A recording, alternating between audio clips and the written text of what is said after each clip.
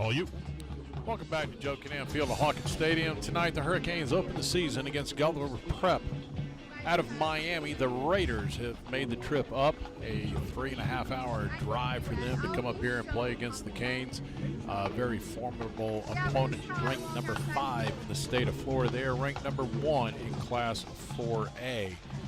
Last year, they made a run through the playoffs, a very short one, albeit, but they played and lost to the eventual state champion, the Cardinal Gibbons, and they've got a lot of guys, and we'll kind of create the history as we go along.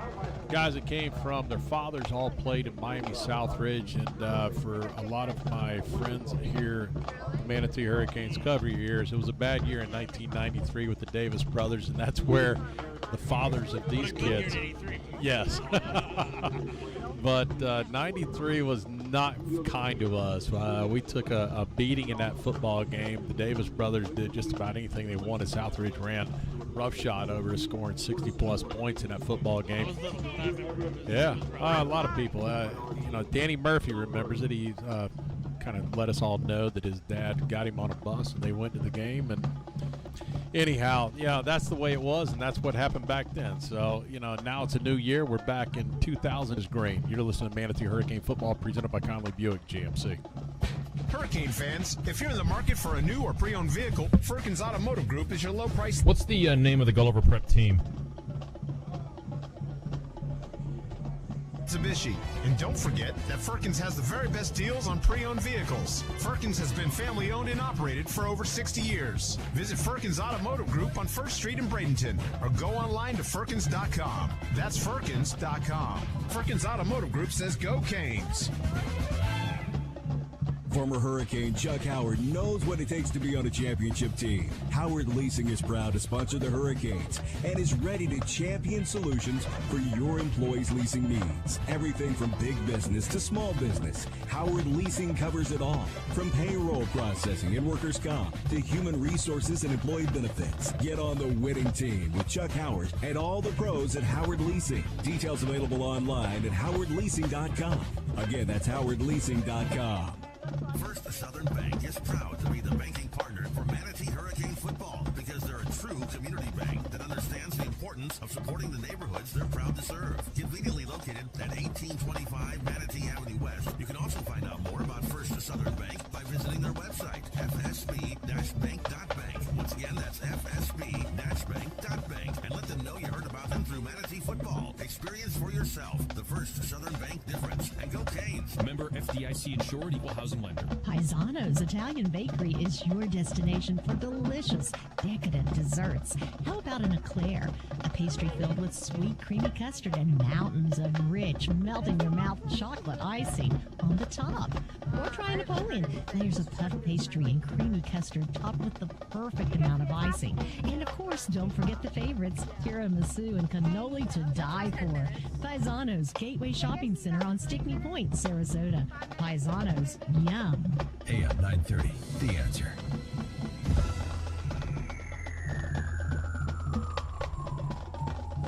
Along with head coach Jaquez Green, this is Danny Carter.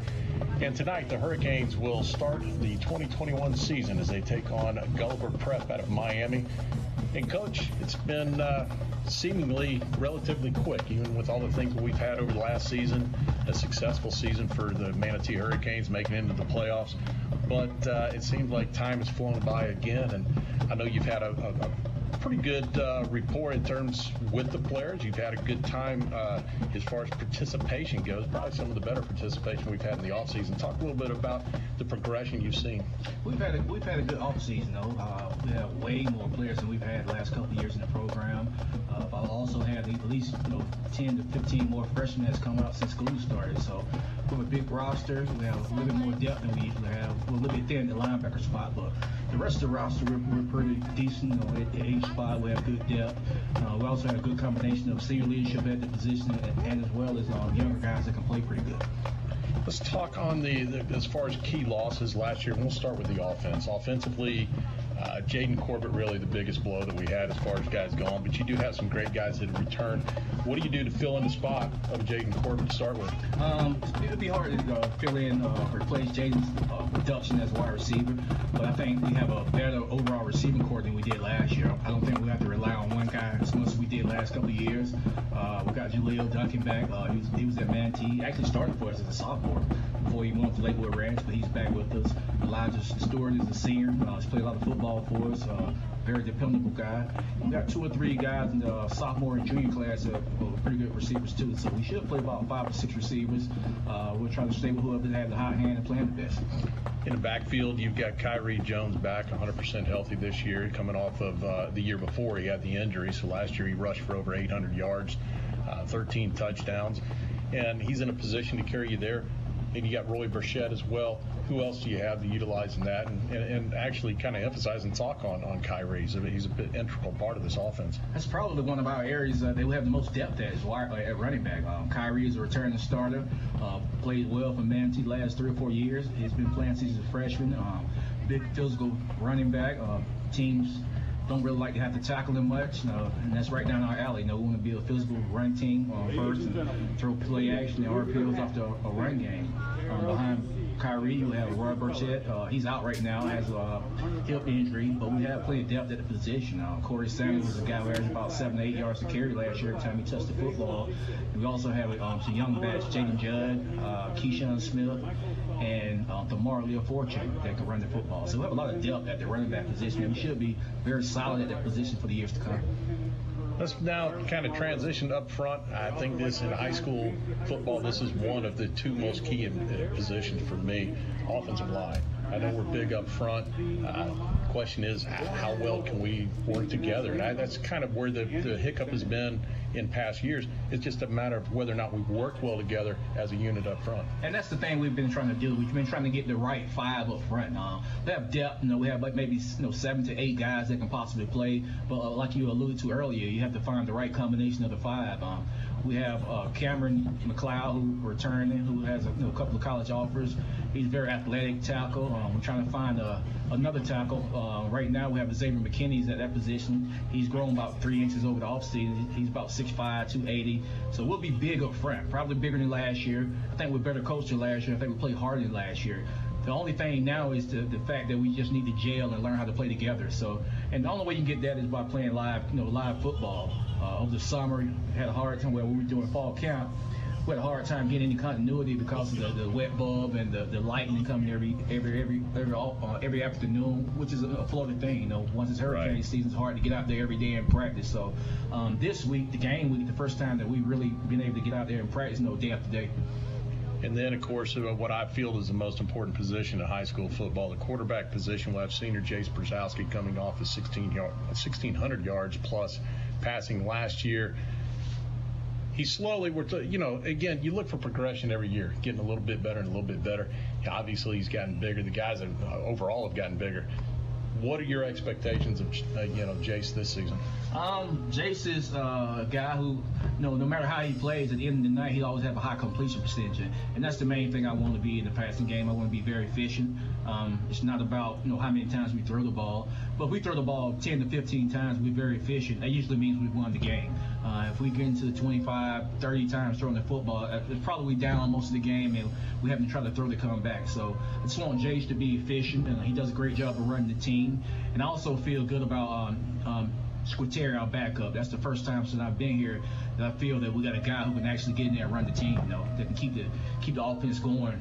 Something that we haven't had in the past. In the last couple of years, I used to tell Jace to get down because if he got hurt, we was basically done. Exactly. And you can see that last year in the St. Thomas game when Jace went down. Right. Yeah, I agree, and it's always good. You got to have a backup, and I think that goes for a lot of positions, especially the quarterback position. Now, on the defensive side of things, I think 2 key elements over there, the returners that we have coming in, Cornell Thomas and Tyreek Allen, kind of be your anchors on that defense. Yes, in the secondary, this is probably our most athletic secondary we've had since I've been here. We probably play about 6 or 7 guys on the back end. They all very athletic, can play man-to-man, can play some zone. They play well together. They enjoy each other. That's one of the things you need in your football team, guys. They enjoy being together, being around each other. Up front on the defensive line, we'll be pretty big on the defensive line. We don't have a bunch of depth, but we have enough bodies to roll through there to give them guys a breather. But the first 3 or 4 that goes out there will be big guys that should be able to play well in the run game. Linebacker spot, we're kind of weak at that spot. Other than Cornell, we're kind of young at the linebacker position. We'll be without Tez this weekend, Tez McDowell this weekend. He has some unfortunate situations happen in his family. He won't be able to be with us this weekend. So we'll be playing some younger guys at that position, and we may even try Kyrie in there at linebacker some this week. Depends on how the game goes. So linebacker is probably the only position we don't have as much depth as we would like, for the rest of the spots on defense. Right. Probably the biggest question mark, special teams. We should be good on special teams, and the reason because of that is the fact that we have more depth on our team this year than we've had in the past. Not sure how we'll play yet because it's so much uncertainty and up and down with COVID and the guys out and guys in and lightning here and rain in here. But it'll be fun to get out there and play football to see where we're at. I'm looking forward to it. The guys are excited about to finally play against another team. So special teams should be pretty good though. We got guys that can run and cover. As long as we can punt the ball well and cover punts and kick the ball well and cover kicks, we should be okay. Let's hope we don't punt much and you don't have to worry about it, right? So we get down to score and take that out of there. Quickly, let's talk on Gulliver Prep tonight, your opponent, week 1. Gulliver Prep last week, very successful. Big win over Miami Killian, wasn't even close. I watched a lot of that film. They have got some talented players on that team. Jalen Brown really kind of draws your attention big time in the receiving corps. Gulliver Prep will probably be the most talented team that will play this year. Jalen Brown is probably the first or second best receiver in his junior class. He'll probably be number 1 receiver in the country next year. Has offers from everybody in the SEC. DeCarlo Donaldson, their tight end number 4. He's a big-time prospect. He's a big kid also. He's committed to Tulane. The quarterback is committed to Tulane. The linebacker, I think his last name is Lathan, number 2. He's committed to West Virginia. Yep. The running back is, if you follow college football or pro football, is Cedric Irvin's son, who played with the Detroit Lions in Michigan State. The defensive end is Lamont Green's son, who played at Florida State. So the team is loaded with talent, has very good bloodlines, and it's a prep school. So the kids are going to be disciplined and play hard. The thing we have, I think we can wear them down with our depth. Their first 22 is probably as good as anybody at 22, because I think they got some guys going both ways, and in our favor would be to try to wear those guys down. Yeah, I know Trey Lathan goes both ways. There's a couple other guys there too, as you watch on film, that bounce them back and forth. Yeah, if I had to say, strength-wise for them is their offense. Defense, I think they're a little suspect. We can make some things happen there. Hey, just match them point for point, right? Yeah, we have to try to match them point for point. I think we can do some things to slow them up. I think we try to put a lid on the defense, not give up big plays. They kind of rely on the big play. If you look at all their touchdowns on the season, they've all been big plays. Long touchdowns to Brown. The running back will get out there and score a long touchdown. Or the big tight end will make a short catch and just run through a few guys and make a long touchdown. So if we can make them drive the football, I think that would be in our favor. On film, they haven't really shown they can put together consistent drives. Hopefully we can make them have to put good drives together to move the ball up and down the field and not give up the big play. Well, Coach, first season, first game. Yeah, I know you were interim last year for a couple of games, but this is the first real big test of the year for you and this Canes team starting off the 2021 season. I wish you the best of luck. Hopefully we have good weather and everything will hold together tonight. I hope so. Hopefully we have good weather. I don't care about the rain. As long as it's not lightning, we'll be okay. It should be a good football game. I think we'll be our only show in town because I think some of the other games counts in the area. So probably be a packed house tomorrow night to watch this game. I'm hoping for it. And again, good luck. You just heard from head coach Jaquez Green. We're going to take a timeout on the Shake Pit Countdown to kickoff, and we'll be back with more on the Hurricane football. You're listening to Manatee Hurricane Football, presented by Conley Buick GMC. Are you looking to get a great price on a new Buick, GMC, or Subaru? Conley and Bradenton. Need a reliable used car you can afford? Conley and Bradenton. What about great financing, expert service, and a reputation that is second to none? Yep, you guessed it, Conley and Bradenton. Hi, I'm Alan Conley. And I'm Chris Conley. From the time our grandfathers started our dealership over a half century ago. You want me to, wait, do we have another break after this? Yeah, there's a 1:30 after this one. You want me to try to crunch it all together? Yeah, let's go as far as we can go. If we got to cut the Champions Foundation out, we cut it out. It's not a big deal. So, all right.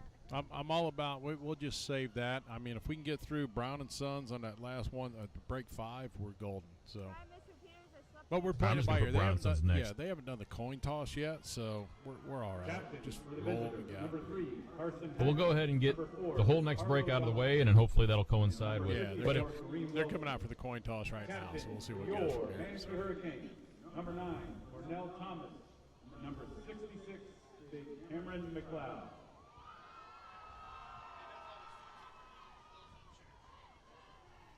Yeah, that's all y'all over there, fella. I keep hearing pink. I know. You need one? See, I could do cheerleading except for like the balancing on hands part. You'll be the base.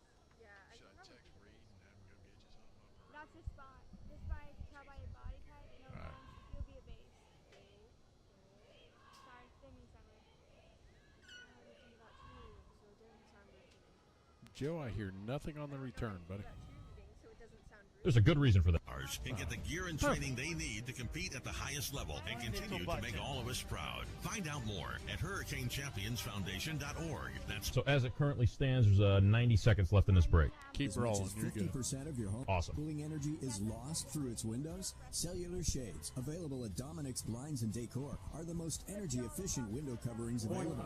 Innovative cellular construction traps air and micro pockets, keeping heat out and lowering your power bill. Get yours at Dominic's Blinds and Decor, offering cellular shades in a variety of American-made brands. Dominic's Blinds and Decor, Clark and McIntosh in Sarasota. Call 941-922-2345. Go to the YouTube. Do you suffer from lower back pain, knee pain, foot pain, plantar fasciitis, arthritis, fallen arches, or neuropathy? I never can. Do you? If yes, just stop and write this magic word, G-Defy, G-D-E-F-Y.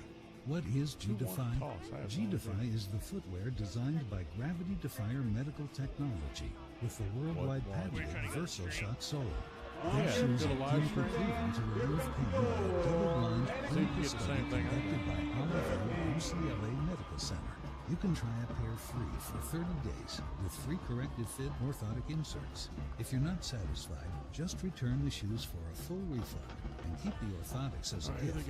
Put an end to suffering. Save $20 and get free shipping. 10 seconds. Defier when you go to gdefy.com/radio and use code radio. That's gdefy.com/radio. Code radio. You have nothing to lose but your pain. News, insight, passion. AM 930, The Answer. All you. Welcome back to Joe Canam Field Hawkins Stadium. Tonight, the Hurricanes open the season, the 2021 season, against Gulliver Prep Raiders. The Raiders will be receiving the opening kickoff. We're waiting for the Canes kickoff team to come onto the field. It'll be Brandon Bruce doing the kickoff duties for the Hurricanes.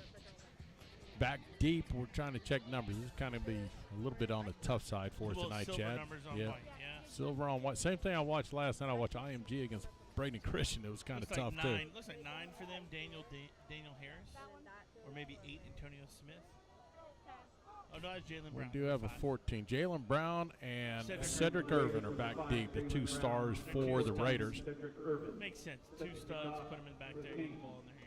We get ready for the 2021 season to get underway with the Basil's Chicken and Ribs kickoff. It will be Brandon Bruce, left foot into it. It's a short kick that will be fielded at around the 14-yard line. That's going to be Jalen Brown across the 20-25 and run out of bounds near the 28-yard line. We'll see where they spot it and get things rolling. Pretty good coverage. You know, obviously not the deepest kick you want, but hey, if we can get him inside the 30 consistently, make him go 70 yards, we'll be okay. So the Raiders will start on their own 29-yard line. It'll be Carson Haggard will be the quarterback. Number 3 for Gulliver Prep. Last season, 59 of 110, 1,103 yards, 54% completion. Last week he threw for 276 and 4 touchdowns in their kickoff classic. He drops back, fires into the open zone. It's going to be caught by DeCarlo Donaldson. Taken down on the spot there by Tyreek Allen. A pickup of 7 on the play. Yeah, good throwing catchers, reading the linebacker. Linebacker jumped to the outside with the running back and opened it up there. So we've got to sit still. Cedric Irvin offset to the left of Haggard. They will hand off to Irvin. He tries to find a little room. He's got enough for the first down. He'll pick up 5 on the play, get it across to the 41-yard line, first and 10. Taken down by number 50. Raiders, opening drive. Ian Johnson-Kelly. Joined by number 2, Ricky Allen. Gain of 4 on the play, good enough for a first down. First and 10 Raiders, off by the 41-yard line. Hager takes a snap, pitches back to Irvin on the right. Good pursuit by the Canes. It'll be Tyreek Allen with a loss on the play. It's going to be a loss of about 6. Huge play there by Tyreek Allen, and that's why he's up in the nickel spot, playing inside that briar patch that I like to call it, the 5 yards, and he's in there because he's physical and he's going to make plays and make tackles. Great job by Tyreek. Hey, happy to be back on 930 WLSS AM. We have joined forces again after a 1-year hiatus. Haggard on the snap. He drops. He's going deep. He's got a man there. Jalen Brown is caught, and it's going to be taken down at the 15-yard line, just over the defender, Darren Jean. Darren Jean had good coverage. He just happened to drop right in the basket. A 49-yard pickup, 1st and 10 at the Canes' 15-yard line. At first I thought it was overthrown. I did too. Haggard threw it too far, but then he ran right up underneath it and just fell right in his breadbasket. Great throw. Really great coverage, too, by Jean. You know, it's just one of those things. He was with him. Fell in the right spot. Fell in the right spot. Opening drive for the Raiders. 10:38 to go, first quarter. We've got stoppage of play here. I'm going to reset the play clock. But again, 1st and 10, a great pass. You couldn't have dropped it. Was it Jalen Brown? Jalen Brown, yeah, you couldn't have dropped it in there any better than that. Listen, it's just, great throw to a great athlete, and it is what it is. Yeah, if you tuned in to hear my segment with the coach before the game, or you listen to the podcast, Jalen Brown is a junior, one of the top 5 receivers in the country, will probably, without a doubt, number one. Yeah. Next year. I mean, being only a junior, the kid looks like he could be right now playing for an SEC. For the record, he ran a 10.600 as a freshman.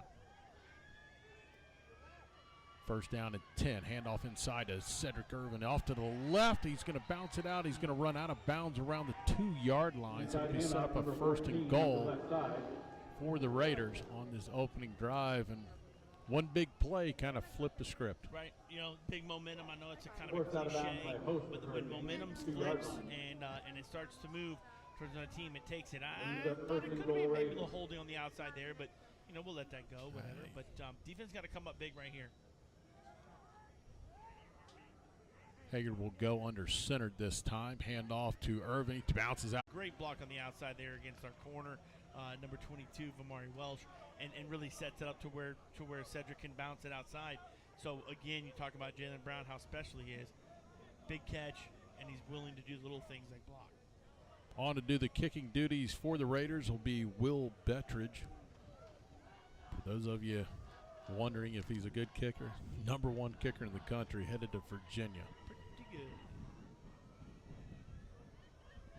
We'll say he's rated number 1. I don't know that he's actually number 1, but he's up there pretty high. The snap, the hold, the kick is up, and it is right down the middle. 7-0 Raiders. We'll take a quick 30-second timeout. You're listening to Manatee Hurricane Football, presented by Conley Buick GMC. When it comes to excellence in football, nobody beats the Manatee Hurricanes. When it comes to excellence in body shops, nobody beats Costantino. Costantino Body Shop specializes in collision repair with cutting-edge equipment and technology. Costantino helps you with your insurance claims and gets you back on the road. Life moves fast, and Costantino keeps you moving. 9th Street West in Bradenton. Details online at CostantinoBodyShop.com. Bradenton's oldest and most trusted paint and body shop. Costantino Body Shop. AM 930, The Answer. Online at am930theanswer.com. We're back here at Joe Canam Field, Hawkins Stadium. The Canes trail 7-0 as the Gulliver Prep Raiders took the opening drive all the way down the field, and it has about a 67-yard drive in a matter of about a minute 37. Well, it was almost exactly, we talked about it in the podcast, talked about it, I know you didn't interview. Defensively, when you got guys like this that they have, you got to stop big plays. 50-yard pass completion is a big play, and that came on 2nd and long, 2nd and 18. Well, you and I know, we know that they set defensively for Tyreek Allen to be covering Brown, but Brown split out wide, Absolutely. So it took it out of the position he's normally in. So Will Bettridge on to do the kicking duties for the Raiders here. Back deep will be Jaleel Duncan, a familiar name a couple of years ago here at the Canes. and Tyreek Allen. Bettridge will put his right foot into it. He drives a low liner that Duncan will let roll past him. A good choice, and it goes into the end zone for a touchback. Couldn't really failed that anyways. But interesting that just folks knowing while they're watching, a lot of those starters on offense, Jalen Brown out there was on kickoff team. A lot of their starters are going to have to go a little bit of both ways and on special teams.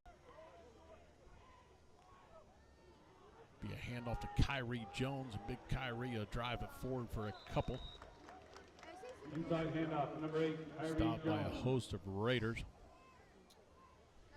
Yeah, I mean, again, they got some great defensive players as well. There's no question about that. Lamont Green's son is a defensive end committed right now to Florida State, following his father's footsteps. Lamont Green Jr., of course. Dallin Calero, Trey Lathon is a great linebacker as well for them. So it's going to be tough, but run the ball, control the clock, I think, is our key. Jace takes a snap. He'll read it himself. Hand off to Kyrie off the left side. He bounces off of one guy, picks up a couple of extra yards. Good, strong running off that left side to pick up a 5. Yeah, not a bad run there. Oh, man. Give us 5. Yeah. Yeah, they found about 3 the guy. left. I thought he stopped a little shy of it, too. Yep. Not bad.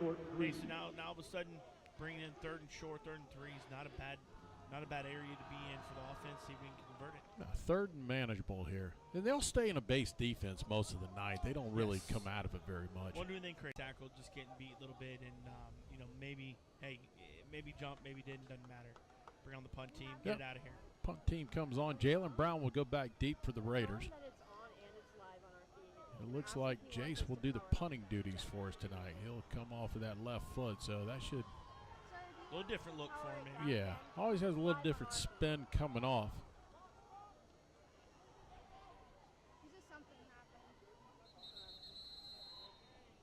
Delay a game. Come on. That'll back him up 5 and reset and do it again. That was a quick 40. It seemed like a really quick 40. Really no hesitation running out. And a little bit, maybe 5 seconds and make a decision. But I don't know about. It was very fast. I want to say it may have been 25. See, they put on 25. I don't know. What do I know? It's plugged in. Good snap. Jace puts his left foot in, end over end. It's going to hit, Give get me a a nice roll, little baby. roll. Brown will take it at the 40.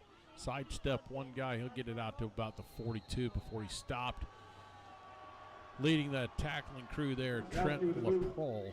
Yeah, a little bit of Cornell Thomas, a little bit of Kyrie Jones, 3 or 4 guys there. Great job. Listen, we can punt the ball and not get a lot of return. Great. That's a good win for the special teams. Well, let's see what the defense can do here. Gave up a fairly decent drive. One big play really on the last drive. Canes trail 7-0, 8:03 in the first quarter to go. Really does come down to the big play. You don't get the big play away. It's if they don't get that big play, it's 3rd and 18. Changes the whole concept of the game. So Jalen Brown will line up wide to the right this time. Haggard takes a snap.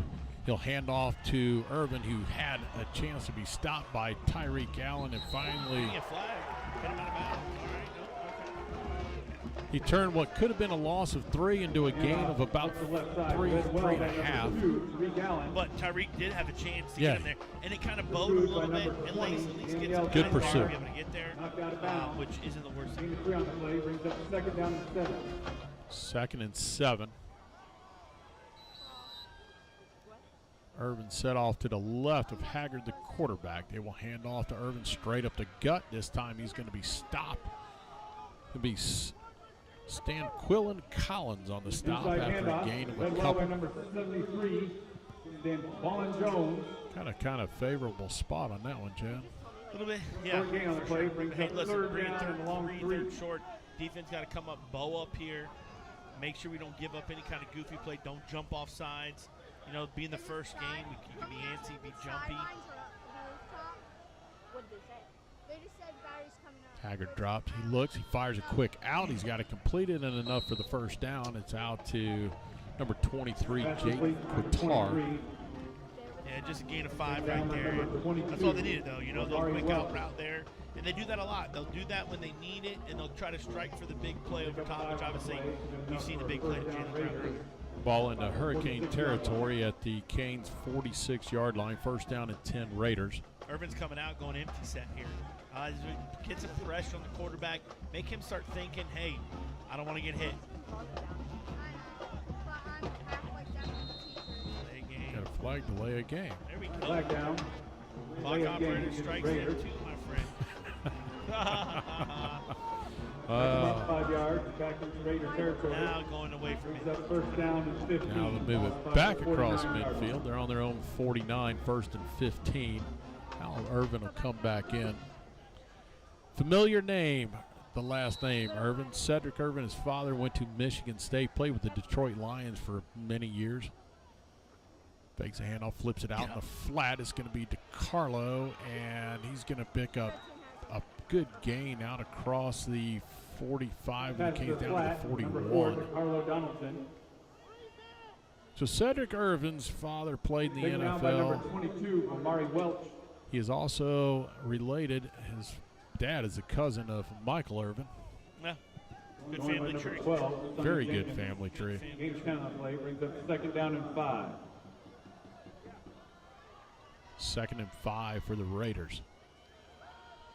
Haggard drops back, fires down the middle. It's going to be caught. Good coverage just over the outstretched hands of the linebacker to center. Thamar Leoforton almost there. Down by number 2, Tariq Allen. Just over his hands. Donaldson on the reception. Gain of 11 on the play, brings up first. So the Canes trail 7-0. We've got a water break on the field. We'll take a timeout to hear from our sponsors. You're listening to Manatee Hurricane Football presented by Conley Buick GMC. Odyssey. Accidents happen every day, and no one expects that it's going to happen to them until it does. That's when your whole life can turn upside down. If you find yourself in that position, either from a personal injury or an on-the-job injury, you don't have to go it alone. Protect yourself with the team that's been protecting the rights of the injured in Bradenton and Sarasota for over 30 years. Legler, Murphy, and Battaglia. All injuries all the time. Contact them today by going to allinjurieslaw.com. That's allinjurieslaw.com. This is Manatee Hurricanes football on AM 930, The Answer. Welcome back. Hawkins Stadium here. Canes trail 7-0. 6:09 to go first quarter. Raiders on the drive on their second drive of the game. First and 10 at the Manatee 30.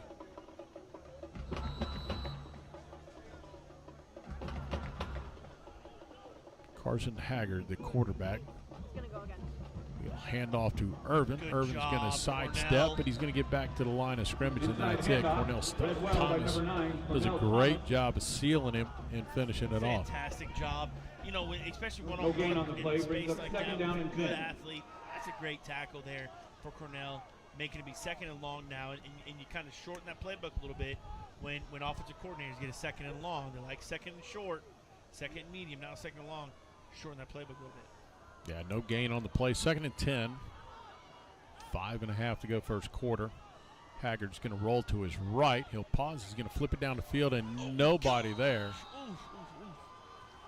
Goodness. Mari Welch is the closest one. He's wearing red, my friend. A little miscommunication between Jalen Brown and him. But good coverage, though, regardless. This is what we want, though. Third and long, 3rd and 10 here coming for the Hurricanes. Is exactly what the defense wants. Hopefully we get a stop here and make them either attempt a long field goal or punt it. So 3rd and 10. Got to watch Donaldson.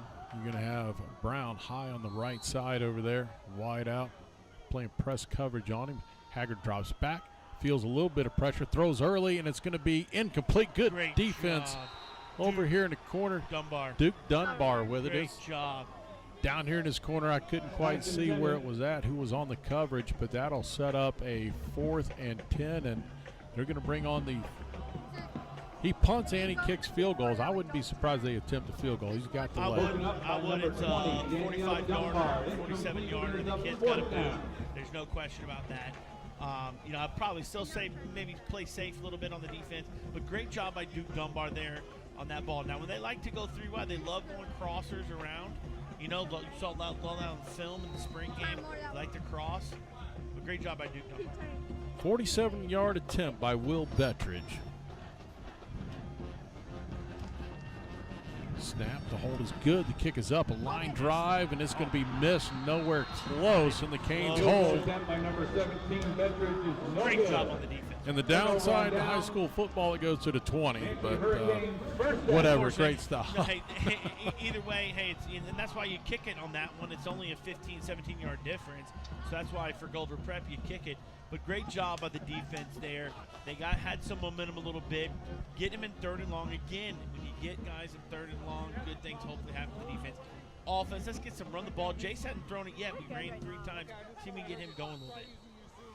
Canes will start at their own 20-yard line. 1st down and 10. Jace Brzezowski will bring this offense to the line. Set behind him, Kyrie Jones. He'll fake it. He's going to roll out. He's going to fire in the flat. He's got a wide open in and out of the hands of the intended receiver. That was Bond Bean Jr. BBJ. Hey, his dad, a little bit older than me, was an absolute exceptional athlete at the wide receiver.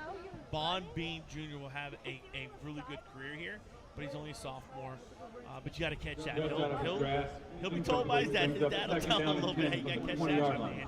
He tried to catch that with more arms than he did hands. He uses hands, I think he hauls it in, but he tried to cradle that into the body as he was going to the sideline right there. 2nd and 10 for the Hurricanes.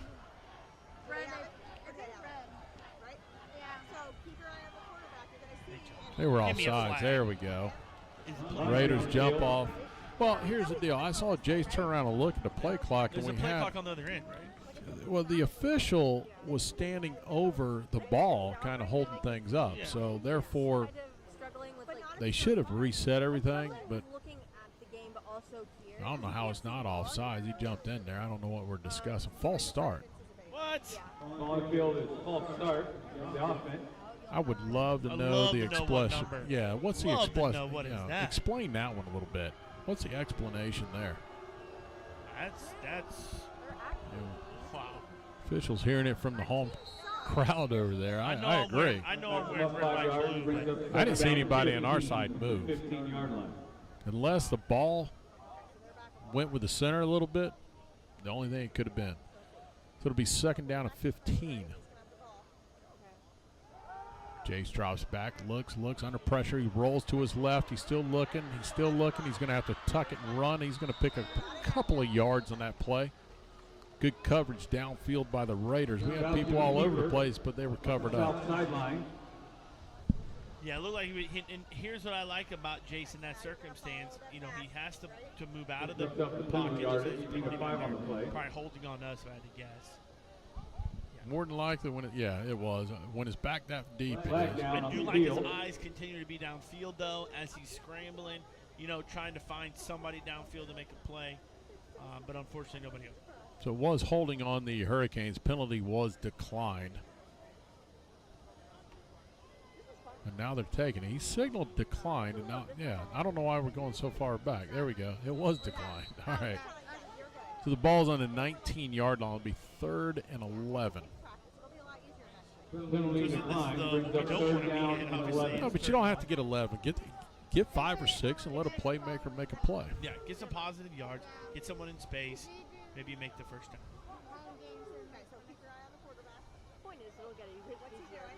Jace drops back under pressure, throws it underneath, and looking for the screen, and everybody went the wrong way. Yeah, either he threw it to the wrong way or everyone went the wrong way.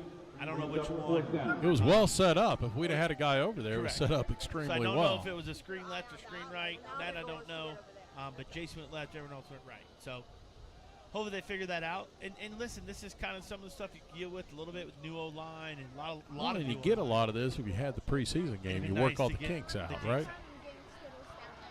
Jace Brzezowski on to do the punting duties. Jalen Brown back deep. He'll stand at about the 46 of the Hurricanes.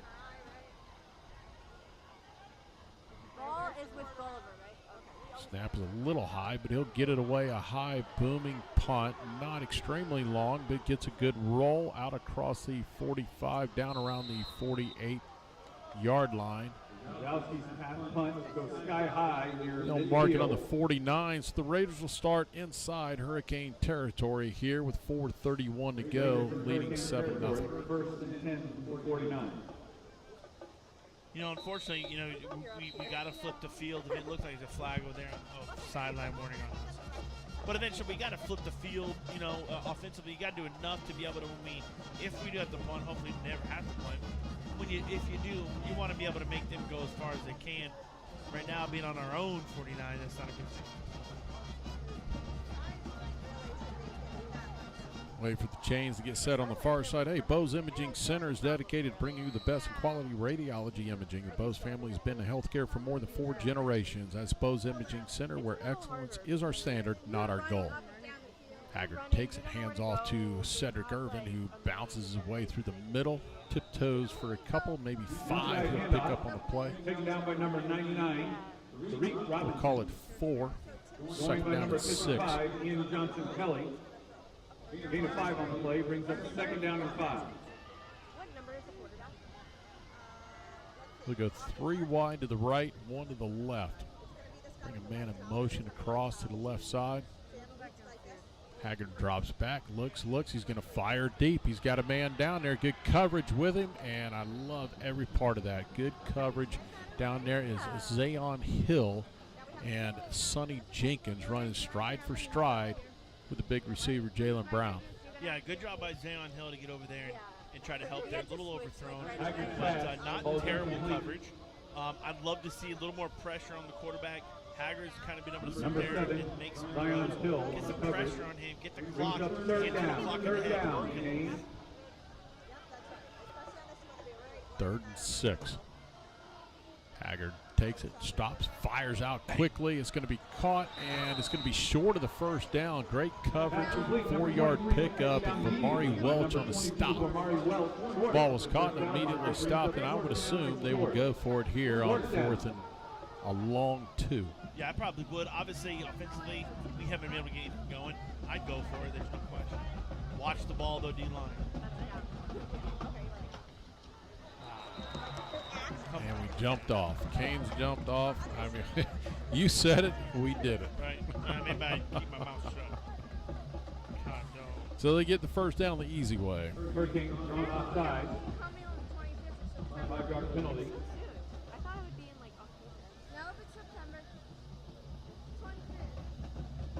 3:22 to go, first quarter. First and 10 Raiders. Gulliver Prep leads 7-0. Scored on their opening drive. Missed a field goal attempt on the second drive, and now they're down to the Manatee 35. It's going to be a quick out in the flat. Donaldson's got it, sidesteps one, still on his feet, gets out of a tackle across the 20, down inside the 15 before they finally take him down. A host of Canes there on the stop, but they missed him on the initial tackle. Yeah, I mean, about 3 or 4 missed tackles there, and unfortunately, they started with number 2, our best guy, Tyreek Allen, went shoulder instead of being physical and putting his face in there and bringing his arms. Not a very good tackle, attempt there by Tyreek. And again, you get the kinks out with one of these games before. We don't have it. Not a very good tackling right there by the Hurricanes. Set the ball on the 14. Kyrie Jones comes in at linebacker now. Haggard is going to fire towards the end zone. He's got a man there. It's going to be caught, and it is in for a touchdown. Wow. Right over the shoulder of the defender. Great throwing catch by the Raiders, and that'll extend the lead to 13-0. I don't know how he got his feet inbound there, but he did, apparently. That's what the ref says. But, I mean, good coverage again. Sometimes it's a great ball and a great catch. Touchdown Raiders. That's just great athleticism right there. To turn around and find the ball and get your feet inbounds.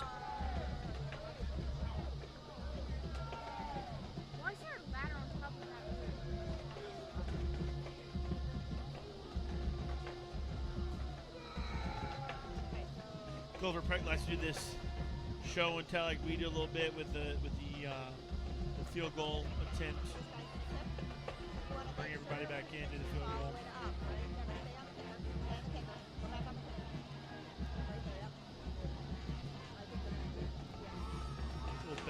on the attempt. Kick is up, and the kick is good. He almost could have pulled it left there, but he does make it. 14-0 Gulliver Prep.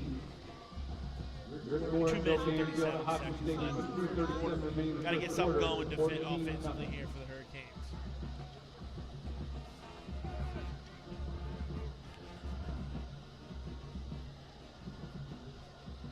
$14-0 Raiders. Well, we got a couple of new sponsors that join us this year. Richardson Stinton Roofing, one of them. Legler, Murphy, and Battaglia. Happy to have them join us this year. Bring you all of the Manatee Hurricane action. Next week, we will be in the center of the state. We're going to take a quick little ride up and down I-4 a little bit to take on the Lakeland Dreadnoughts. Yeah, familiar foe last 4 or 5 seasons, and played them, and then obviously got lightninged out one year, but have played them up there and down here, and obviously always a well-coached team with Coach Castle there being there for and excited about the game next week. A couple other big things to talk about too as we go through the game. The Manatee Alumni Association, they're accepting nominations for the Hall of Honor up until September the 12th. Make sure you get your nominations in. Go to the Manatee Alumni Association website and put your nomination in for your favorite players. Low liner that will be taken by Jaleel Duncan at the 6. He's going to be across the 20. He's got an opening. He's across the 35 to the 40. And going to be taken down at the 45-yard line. A good return of 39 yards by Jaleel Duncan. And there's a little bit of spark for the Hurricanes. One big momentum coming. A lot of times happens on special teams. Coach and I talked about that in the podcast, about having a good special team to get you some momentum. One thing that Jaleel's going to want to watch back, get to the sideline, beat the kicker is the last one there. Get to the sideline, beat him, and he could have maybe taken it to the house. 1st and 10, Hurricanes at their own 46-yard line. Best field position of the night here in their first 3 drives. 2:29 to go, first quarter, 14-0 Raiders. Brzezowski takes it, hands off to Kyrie Jones. He's going to power forward. He's going to stay on his feet across. He's going to pick up about 7 on the play. Good power running. Right, love seeing those feet moving. First drive, we went 3 runs. Second drive, 3 passes. Watch this one be a little bit of mixture of both. Coach Green seeing what's working, what's not working. Here's something interesting. Jaleel Duncan, I don't know if he's been targeted yet. None. And he should be our guy. He's single coverage down here in the bottom. Yeah, it'll be Daniel Harris on coverage with him. He'll press him at the line. If it goes to the other sideline or goes down. Jace takes a snap. He'll hand off to Kyrie again. This time he's hitting the backfield. They just kind of shot some gaps. He'll lose a yard on the play, set up a 3rd and 4. Yeah, a little blitz there. They never really blitzed, actually, to be honest with you, but they brought the guys that they got there and stopped us there for a loss. Now bring up 3rd and 4. Got to do something here to hopefully keep the momentum moving a little bit. Don't need a home run play. Need 4 1/4, 4.5 yards is all we're asking for. Yeah, give me 4 in the nose of the ball. There you go. Coming up on 1 minute to go in the first quarter.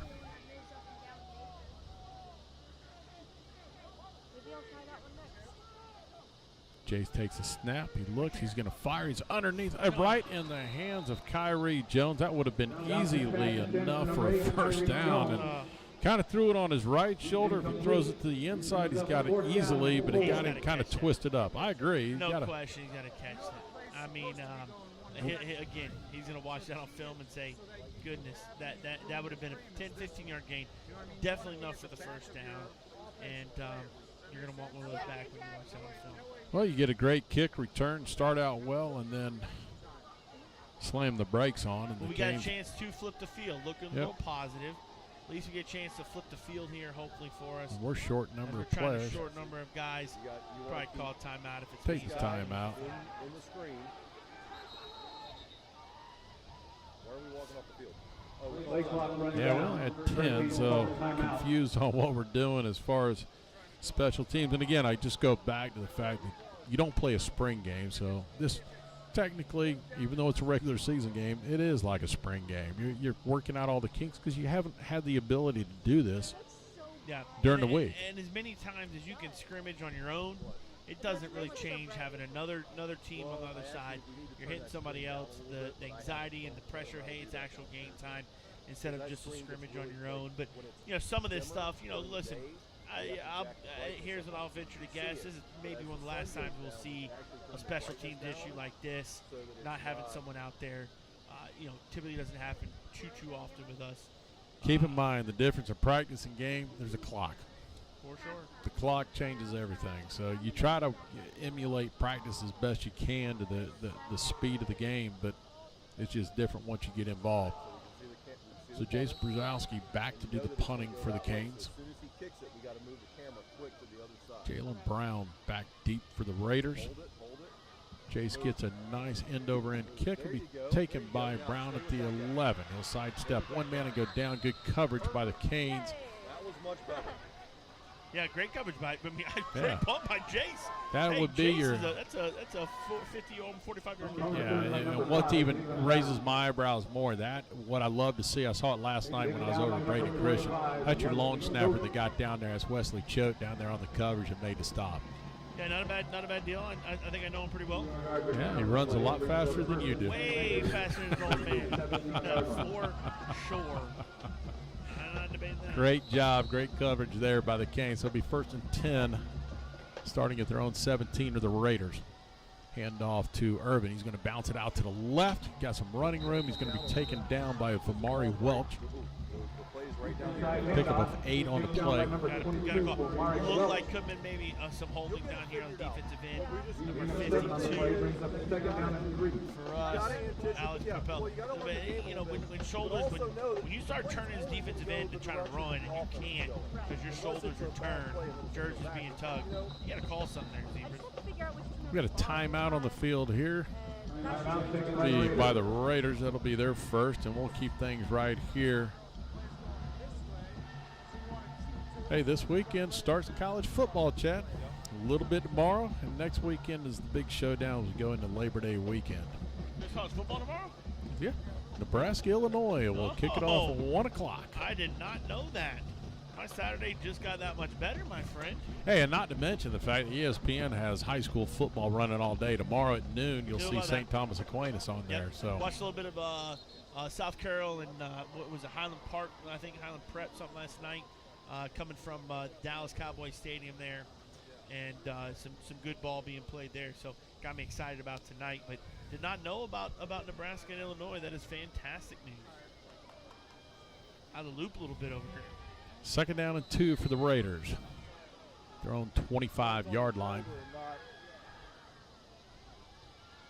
Haggard drops back. He looks, flips it out underneath. It's going to be caught, and a strong hit by Tyreek Allen, and the receiver bounces off like it was nothing. To pick a 14 on the reception was Tom Wren. Yeah, I mean, big hit there by Tyreek. Hit him hard. Yeah. Didn't finish.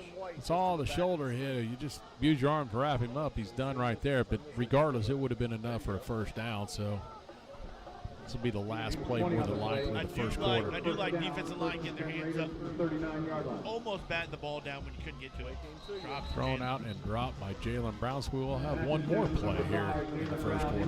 That'll be something you probably don't see very often this year. No. If Jalen Brown drops the ball on a little bubble pass. But going back to D lineman, when you don't get pressure, get your hands up, get your hands in the window, and we almost got there with our hands, putting the big paw up there. Looked like it was Ian Johnson Kelly, but if you keep doing that, good things will happen.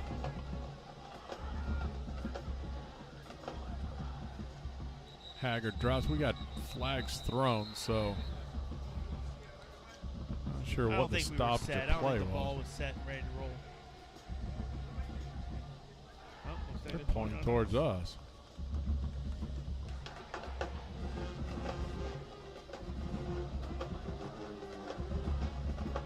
Illegal participation.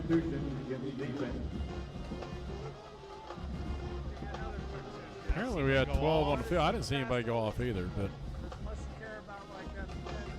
anyways, it'll be 2nd down and 5. 7 seconds to go.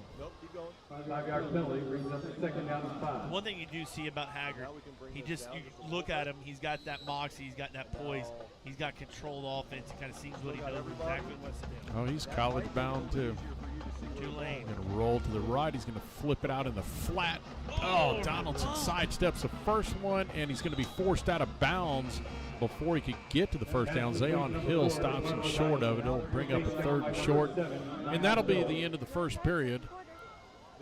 As the Canes trail 7-0, they'll reset everything as they flip the field around. So, I'm sorry, Canes trail 14-0 to the Raiders.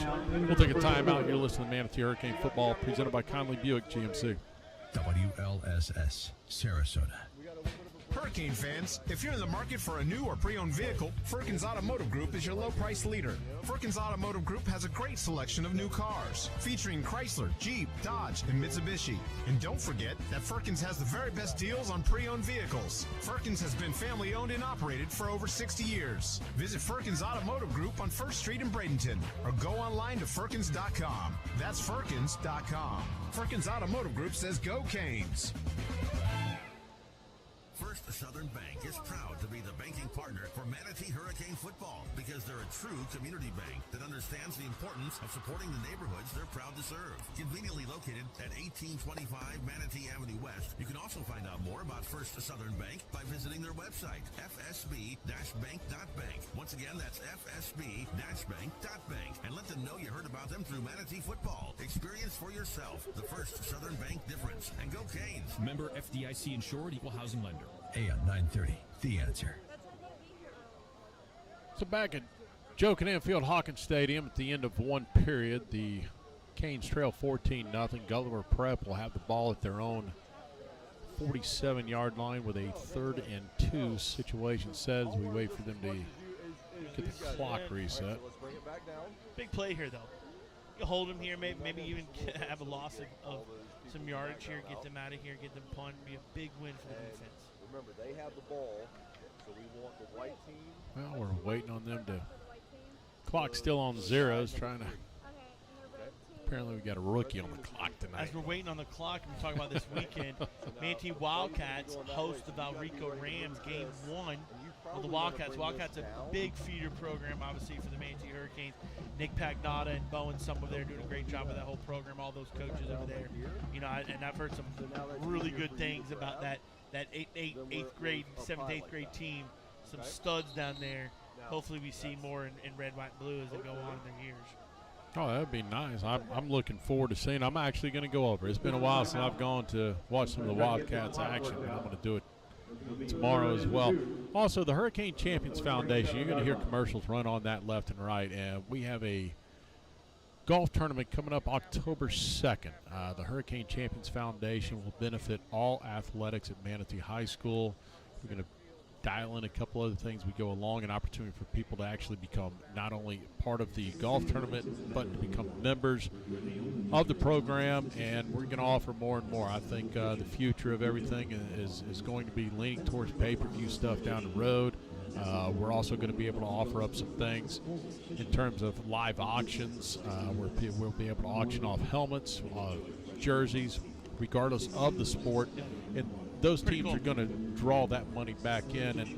And soon to get with John Vita with the Alumni Association, hopefully work something out with them as well to be able to benefit them in a big way, because there is an opportunity to do some live stream and draw more people in to actually watch the Hall of Honor events. No, I think it's pretty awesome. I don't know any other high school that's kind of doing this. I know it's pretty big on the college level and things like that. This Champions Club that we're putting together, and I think, you know, just the nostalgia, be able to go back and say, hey, let me buy that jersey from 1999, because we do have those. Oh yeah, Coach Stoller he's got everything. Is a professional hoarder. Yes. He may actually have some of old Joe Canan's pants and shirts in there with auction red off. bike shorts, the old red bike pants back in the day. The old red bikes. Yeah, it's going to be great. Listen, and all those proceeds go right back to the sports programs across the board at Manatee High School, which is going to be phenomenal. Yeah, it's it's something that I started with Gene Brown and Bowen Summer, and it's kind of a takeoff of the IPTE up at Clemson, which is I pay $1,000 a year. That's not really the goal here. The goal is to get alumni from across the country and everywhere to support all of our athletics. Yeah, we'll jump off sides. Cornell got anxious right there. He's looking like he's going to come with it, so that'll be an easy first down there. Three penalties so far on us, 0 on Gulliver Prep. And it kind of goes back to, hey, this first game jitters and anxiety of playing. That'll move the ball over into Manatee territory at the 48-yard line. And we're going to struggle along with everybody else as the timer is not operating now. So they'll keep that on the field. Haggard under center. He'll run a play-action pass. It's going deep. And it is overthrowing everybody, and I'll be honest with you, he missed the guy. Donaldson was wide open. No, Donaldson on the left side, but he also had Jalen Brown on the right side. Looked like a little bit of a push there by by Jalen Brown, but DB's running stride for stride. Falls over and looked like he's trying to get some separation there. But hey, that's for us. Good job. Looks like those guys are both now out at the front of the verticals. Second and long here, probably a run play, I'd probably imagine. I agree. Keep it short, make it be third and long. Maybe we do something. That's what he was saying, like try to cheat. Haggard will hand off to Irvin up the gut. He's going to pick up 7, maybe 8 yards on the play. Mari Welch on the stop. Mari Welch, I'm sorry. Yeah, big run there by Irvin. That's not what we're looking for on third and second and long. Bringing up third and short here now for him. Haggard out of the gun. Offset with Irvin to his left.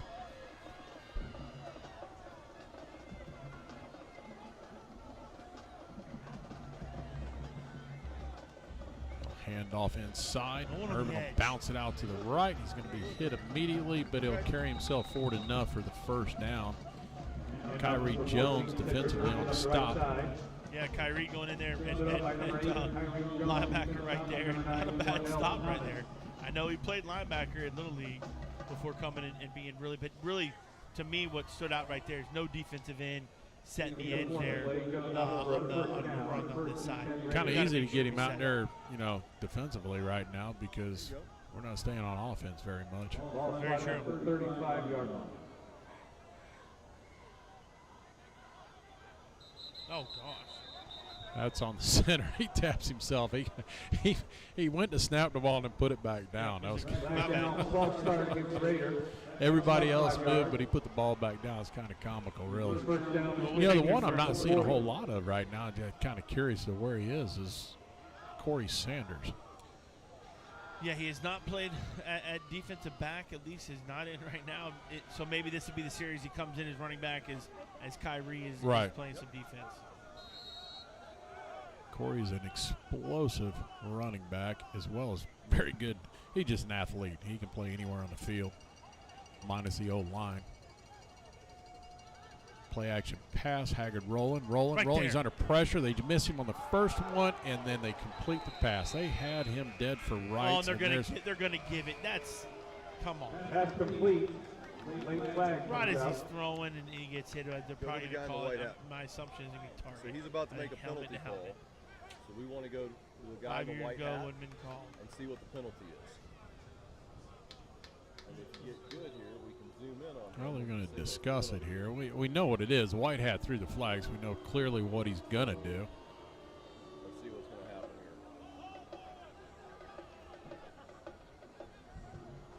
There's only one thing he could have done, yes. Roughing the passer is a signal, which should be added to the end of the play, right? Yeah.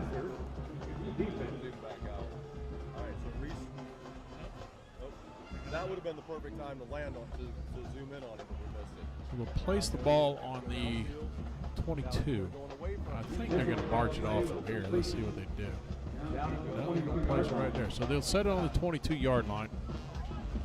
First and 10. I mean, we're just a half second away from changing the series every time. Almost, yeah. And we jumped on third down as well to give him a first down earlier in the game as well. You got a sack almost right there. So an official's timeout now. I think this is what they're discussing. They're talking the walk-off. They're saying that's where the ball was caught, which is true, legit. No doubt that's where the reception was. Yeah, it was a completion. So it should be because there's the passer doesn't matter if it's not whether or not they mark it off after this, I don't know. Yeah. Now they got everything set. White Hats getting everybody situated. Now they're going to pick it up and move it forward. Should go half the distance of the goal because of a personal foul. So the 11. It's more than half the distance, but they'll move it down to the 11. And then that's yeah, it was the right call. I don't know if I believe in the roughing the passer, but yes, that's what you do on there. Fake the handoff to Urban. Get there. They got Haggard under pressure. He threw. There's nobody there. That should be intentional ground. Give it to me. No? Okay. But hey, good pressure again. Having him scramble over. That's 2 plays in a row. Clock in his head's moving. He really had a little more time than before he started to scramble right there. But again, that's what happens when you start pressuring a quarterback. That internal clock starts moving a little bit. Second down and 10. Raiders at the Hurricanes 11-yard line. Canes trail 14-0. No idea how much time to go here, so first half. Haggard under pressure, fires to the gut. Great job for Mari Welch. Reaches out, knocks it down. I'm sorry, Zayon Hill. Great job by Zayon Hill. I mean, touchdown closing speed. That was a great closing speed. Yes. Great coverage by Zayon Hill right there to get his paw in there and knock that thing out. Great job. So bring up a 3rd and 10, and we may have a timeout on the field. We do. The Raiders are going to call timeout. We're going to take a quick timeout.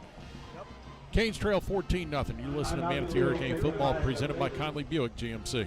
Former Hurricane Chuck Howard knows what it takes to be on a championship team. Howard Leasing is proud to sponsor the Hurricanes and is ready to champion solutions for your employees' leasing needs. Everything from big business to small business, Howard Leasing covers it all. From payroll processing and workers' comp to human resources and employee benefits. Get on the winning team with Chuck Howard and all the pros at Howard Leasing. Details available online at howardleasing.com. Again, that's howardleasing.com. Odyssey. AM 930, The Answer. Back at Joe Can Field, Hawkins Stadium. 14-0 Raiders. We're in the second period. Can I say something? Hearing that AM 930, it's nice to hear a little AM 930. I love it. The voices of AM 930 and in radio, fantastic.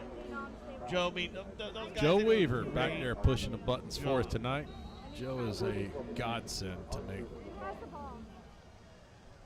Well, thank you. 3rd and 10. It's going to be a quick out. Oh, just over the outstretched hands of our defender. Really, really close again. Yes, and I mean, we could have had an interception, and I'll tell you what, the receiver took a lick over there on the sideline. We're very close. Well, a couple times now, interception, a couple times sack. You know, we're just so close. Offensively, a couple drop balls from first downs. And again, that's what goes back to, and I hate to, and it's not an excuse, it's just, you know, this is unfortunately our first, 15, 20 minutes of the season. Should have been last week. And maybe some of the stuff all of a sudden is different. You just kind of hold on as best you can and work through the kinks as you go along. So I heard Carl Reynolds, our PA announcer here at the stadium, asking for a time update. And I agree with him. I don't quite understand how you can't operate a clock. Yeah, I don't know if how you get it for one quarter and then all of a sudden it you doesn't just work. Yeah. I don't know. But it looks like well, at halftime, our new AD extraordinaire, all right, Matt Bowling, run up here. At halftime, I'll have our athletic director up here. I won't give him a hard time. He has had a crazy week in his first couple weeks here, but this week has been wild. There's a lot of things going on, construction here at the stadium, here on the north stands, and listen, once it's completed, it's going to look really, really good. But in the meantime, we've had to fight through a lot of different things. Yes. You've got that. You've got the new ticket system, which we found some flaws in that along the way, too. So we're all kind of going through our hiccups, too, in the first game of the year. Last field goal attempt here, Will Bettridge did not make. So he's 0 for 1 in the field goal attempts. Let's see if we can get some pressure in here and cause him to maybe yank it and push it again. This will be a 28-yard attempt. Bettridge a commit to Virginia. The hold is down, the kick is up, and the kick appears to be good, and it is. That'll make it 17-0 here in the second quarter. We'll take a quick 30-second timeout. You're listening to Manatee Hurricane Football presented by Conley Buick GMC. Are you looking to get a great price on a new Buick, GMC, or Subaru? Conley and Bradenton. Need a reliable used car you can afford? Conley and Bradenton. What about great financing, expert service, and a reputation that is second to none? Yep, you guessed it, Conley and Bradenton. Hi, I'm Alan Conley. And I'm Chris Conley. From the time our grandfathers started our dealership over a half-century ago, we have been proud to be part of this community. So for your family's next vehicle, come see our family. Conley Buick GMC and Conley Subaru. 800 Cortez Road West in Bradenton. Conley Buick GMC, where we treat you like family. News, insight, passion. AM 930, The Answer. So the Canes trail 17-0. I'm going to guess we're somewhere in the 7 to 8 minute mark to go here in the first half of play. Raiders on to kick off to the Canes here. Last kickoff return, Jaleel Duncan, about 35, 40-yard kickoff return. Maybe we get something like that. Maybe even pop it up a little more, but the big momentum there that helps the offense big time. So let's see if we can get a good return here from the Hurricanes again. Kind of shocking to me. I've seen a lot of great kickers, and I go back to St. Thomas Aquinas. They're kickers that are always rated in the top 5. Kick the ball out of the back of the end zone. Well, that's what's surprising about him is he actually has not really done a great job on kickoff tonight. Not kicking it actually in the end zone yet. Knock on wood. He'll probably bang this one there now that I said it, but even when I watched him on film, he didn't bang a whole bunch. I mean, maybe it's by design. I don't know. This one's going to carry it back in there. There we go. You mentioned it goes out the back of the end zone. There we go. What do I know? I got to stop talking. Well, that's what I'm used to seeing in top kickers. I mean, when you watch, I remember years of watching St. Thomas. We're here one year. Their kicker was going to Michigan State. Everything he kicked went over the back fence. I mean, he just banged it. So the Canes will start at their own 20-yard line, 1st and 10. Let's see if they can get something going offensively. See who they got in the backfield. It appears to be Corey Sanders here. Corey Sanders, the quick scat back. They will hand off to Corey. Nowhere to go. They just blew up the line. He had barely got the ball in his hands before he stopped, and a loss of 3. No matter what kind of running back you are, when there's nobody blocking up front, that's exactly what happened there. And there's nobody up front blocking. So it'll be 2nd down and 13. Certainly cannot fault the ball carrier on that one. Nowhere to go. Jays gets his offense back to the line of scrimmage here. Takes the snap, drops, looks. He's going to roll. He's going to now jump up into the pocket under pressure. He's trying to find a guy. He's got Corey Sanders, but he underthrows him under pressure too. I think he's run out of the pocket maybe a little too early. There was some open guys there quick, but you're all kind of getting used to 4 new line starters, and everybody's kind of getting used to everybody a little bit. I know. But the strange part about that is when you look where the receivers were, they were all 20 yards or deeper. Yeah, Corey's the only guy coming out of the backfield, which is expected to be short of that, but everybody else is 15, well over 15, that was 20 yards play down. Where, hey, I'm catching it, we're put on a spot, and I'm throwing. Right. And he just never let it go.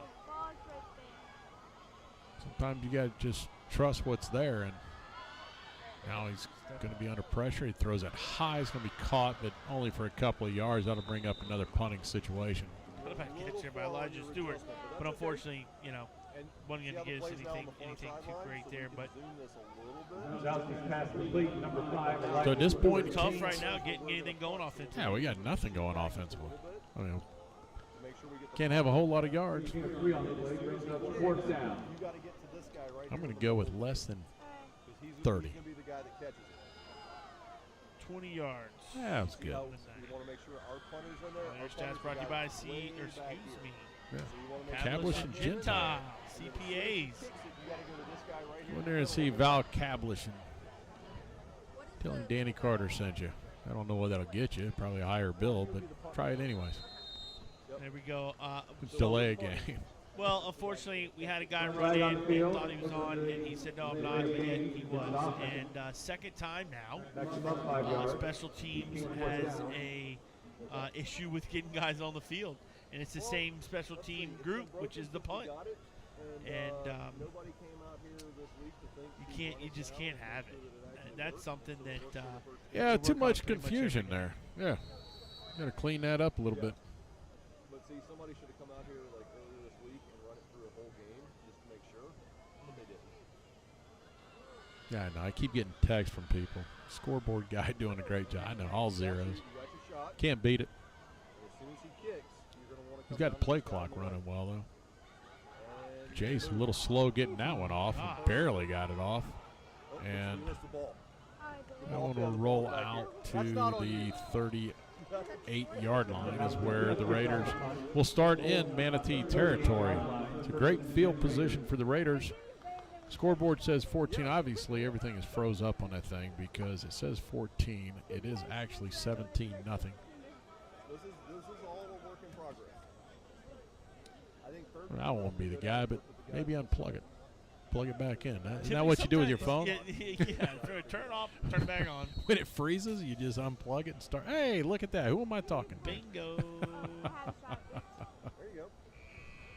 Hey, there goes the buzzer. Flips it out to Donaldson, who's got some running room and quickly gets a 11 yards on the play. A little quick throw and catch. He's a talented dude. Game 12 on the play, good enough for a first down, first and 10 Raiders. Raiders now at the Canes 27-yard line. Hand off to Irvin inside. He's going to be pursued by the Canes. It's going to be Ian Johnson Kelly on the stop. Finished off by number 30, Set up a second down, and we'll call it 7. Yeah, definitely trying to be a little more hurry-up offense here. Trying to get us maybe off guard and get us tired, but we have not had the water break yet still. Am I wrong? No. It's a quick flip out this time. It's going to be caught. He's going to spin out of one, and they're trying to stop him. It's going to be Ian Johnson Kelly again on the stop, but that was a quick completion thrown in the flat to number 16, not on their roster there, but I believe I got it on the spot sheet. Yes, Antoine Mays. Well, it was a good job by Duke Dunbar there coming up and making the initial tackle, initial hit. Didn't finish the tackle, but at least allowed guys to get there and corral around them. 3rd and 2. Haggard under center. Trying to draw the Canes off sides with a hard count. Now he looks back to the sidelines. This is the play.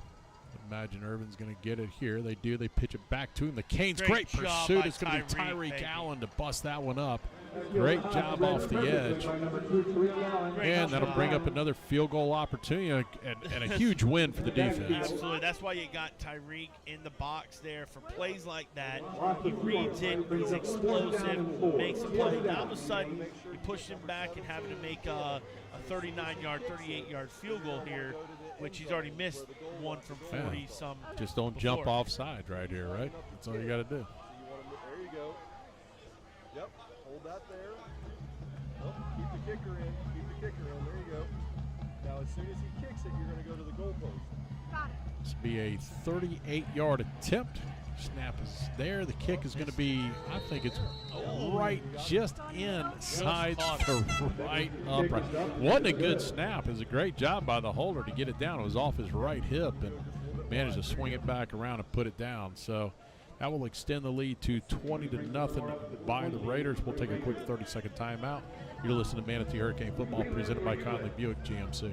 Go Canes! Brown & Sons Funeral Homes and Crematory wishes you the best of luck this season. Your Manatee neighbor for over 46 years with now 3 generations of service. The caring professionals at Brown & Sons know how to guide you and your family through the difficult times. Featuring Trust 100 pre-planning, they'll handle all your local and long-distance needs. Celebrate the game of football, but when the game of life must end, depend on Brown & Sons Funeral Homes and Crematory to serve you.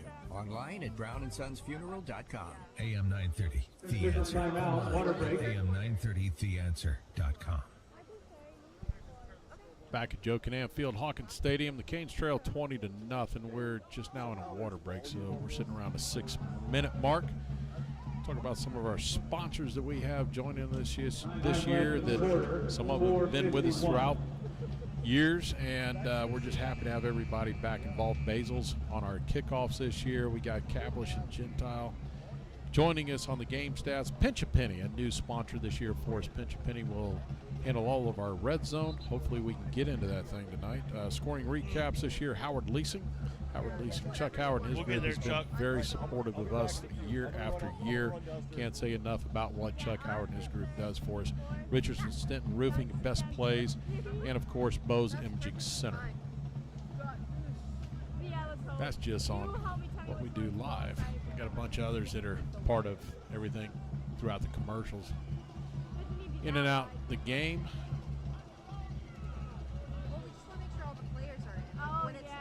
We'll talk a little bit as we go throughout the game. We'll talk more about our schedule coming up. We didn't really get a chance to get into it in the pregame portion of it. We'll talk about it during halftime. It's going to go that way. Very challenging, very tough. Oh, extremely tough this year. Bettridge puts his right foot in, bangs it. That's going to carry into the end zone. Make one comment, and the guy bangs 2 through. Hopefully I don't see him kick the rest of the night. Touchback.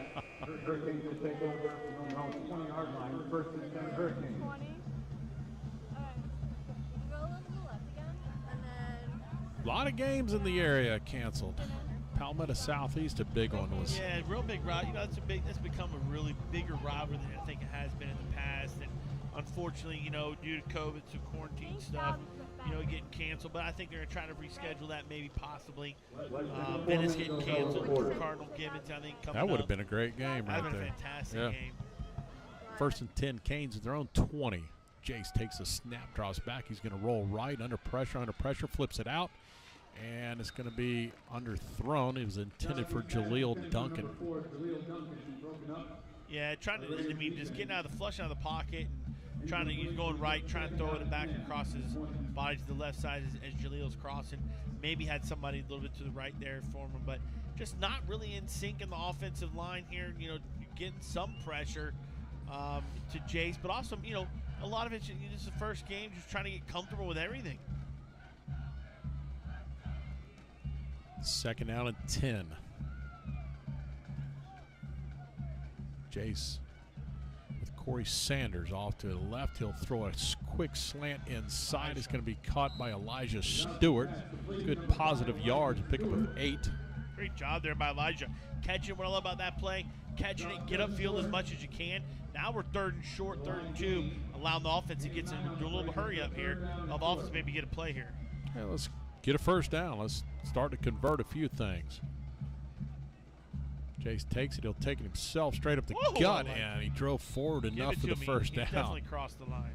Yeah, I think the spot by the far side over there is awful. Terrible. He was on the 30. He was clearly across the 30. Does it surprise you there's a ref that's terrible?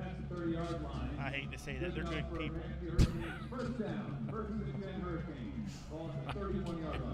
That's awesome. Yeah. For the record, that's not me this time. That'll be later in the year. My boy Joe Rinaldi. I'll get my digs in later. First down and 10. Jace going to fire it out in the flat, and this time he's just falling off his back foot trying to get rid of it. And we got a penalty in the backfield. Question is it holding or is it roughing the passer? And I'm hoping it's a hit to the head, and we're going to have roughing the passer. The way he's grabbing his helmet, I'm going to say that's going to be roughing the passer. I don't think they're called holding because he went all the way through Corey Sanders. Corey Sanders, young dude, 10th grader. You got a linebacker going full speed blitzing. And hey, way to get your head in there, though, by Corey. Enough time to at least – and we wave the flag off. All right. But 2nd and 10. I really didn't see anything in that anyways. I thought he was pretty clean across the board. So 2nd down and 10. You know, when that scoreboard's not working, it's awfully dark down there. It'd be nice if we had some LED lights. Oh, that's right. We didn't get them. Everybody else in the county has them. Here we go, 2nd down. They're going to throw it underneath, and it's going to be a fight. Not even get back to the line of scrimmage. And that's a young guy. In Jane Judge, and it was set up perfectly. It's a center screen. If he catches it and continues the momentum back up in between the two hashes, he may be still running.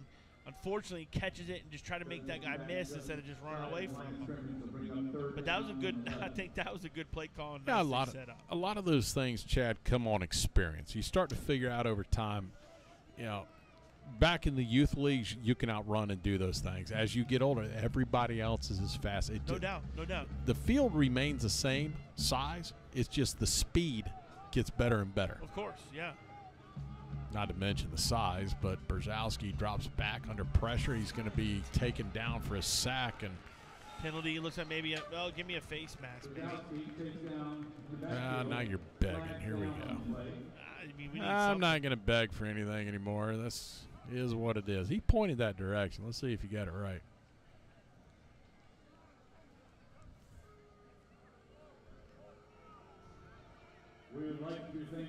They're pointing the other way. Let's see what we got. Personal foul. Oh, you got it, Chad. Look at that. You're 1 for 1 on the year.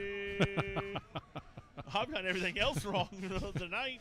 Give me one, baby. Those were all pregame. You're good. Don't worry about that. That was your preseason run. You're 1 for 1 now. Me.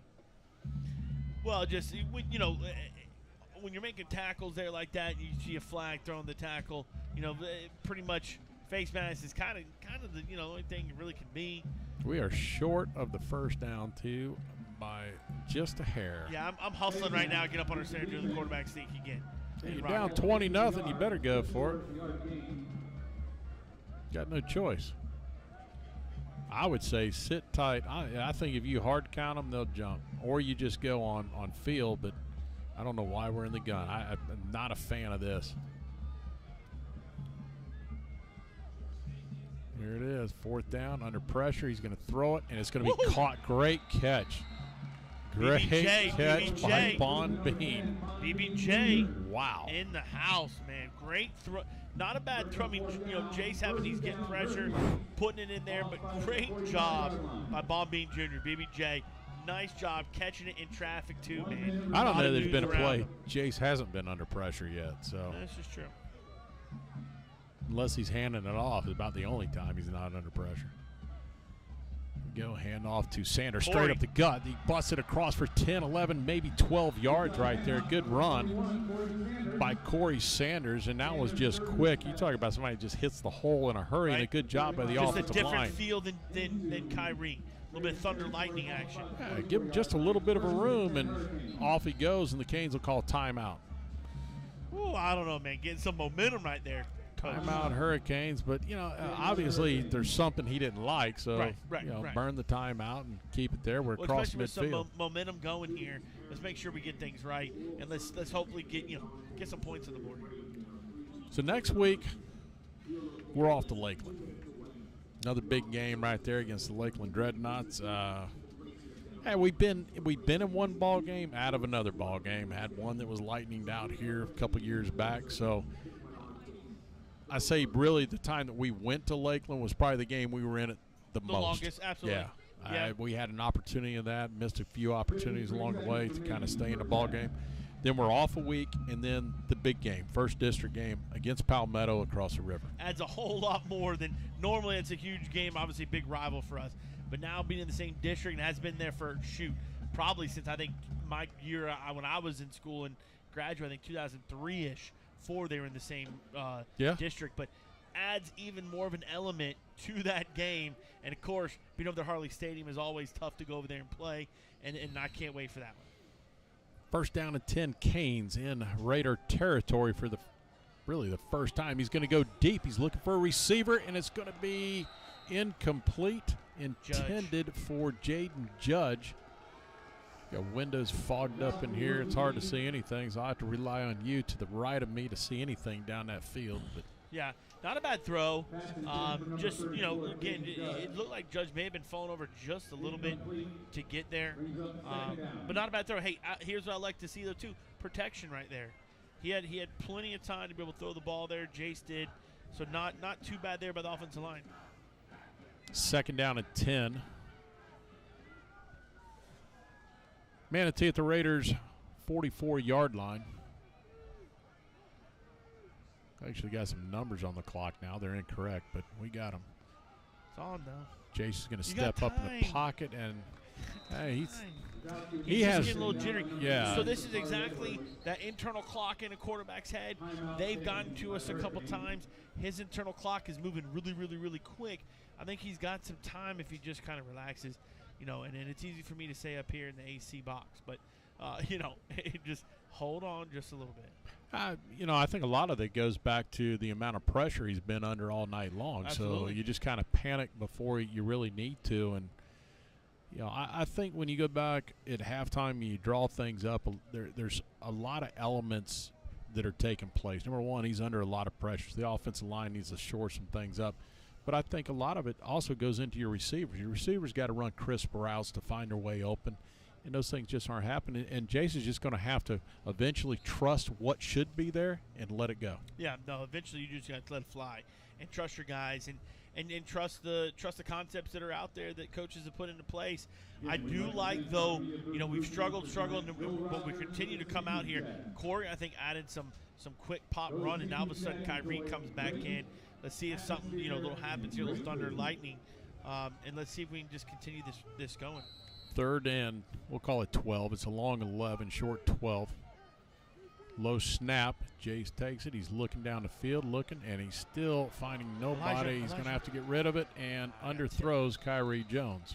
Yeah, and there's a late flag. That's going to be. I think it was a horse collar maybe from behind, tackling from behind, pulling him from behind. Yeah, horse collar. Get us a first down. We'll take it. We'll take it. Yep. Can't do it. But it looked like as he was releasing, maybe either from behind or in front. Guy tipped it, and that's why I don't think it got to where he was wanting to go. Elijah Stewart was coming open right there at the first down sticks. And he's been top target so far, 2 catches for 14 yards there for Elijah. Advances the ball 15 yards from the spot of the foul. Marks at the 35-yard line. From the spot, so that's going to leave him just shy of a first down. Less than 30 seconds remaining in the quarter.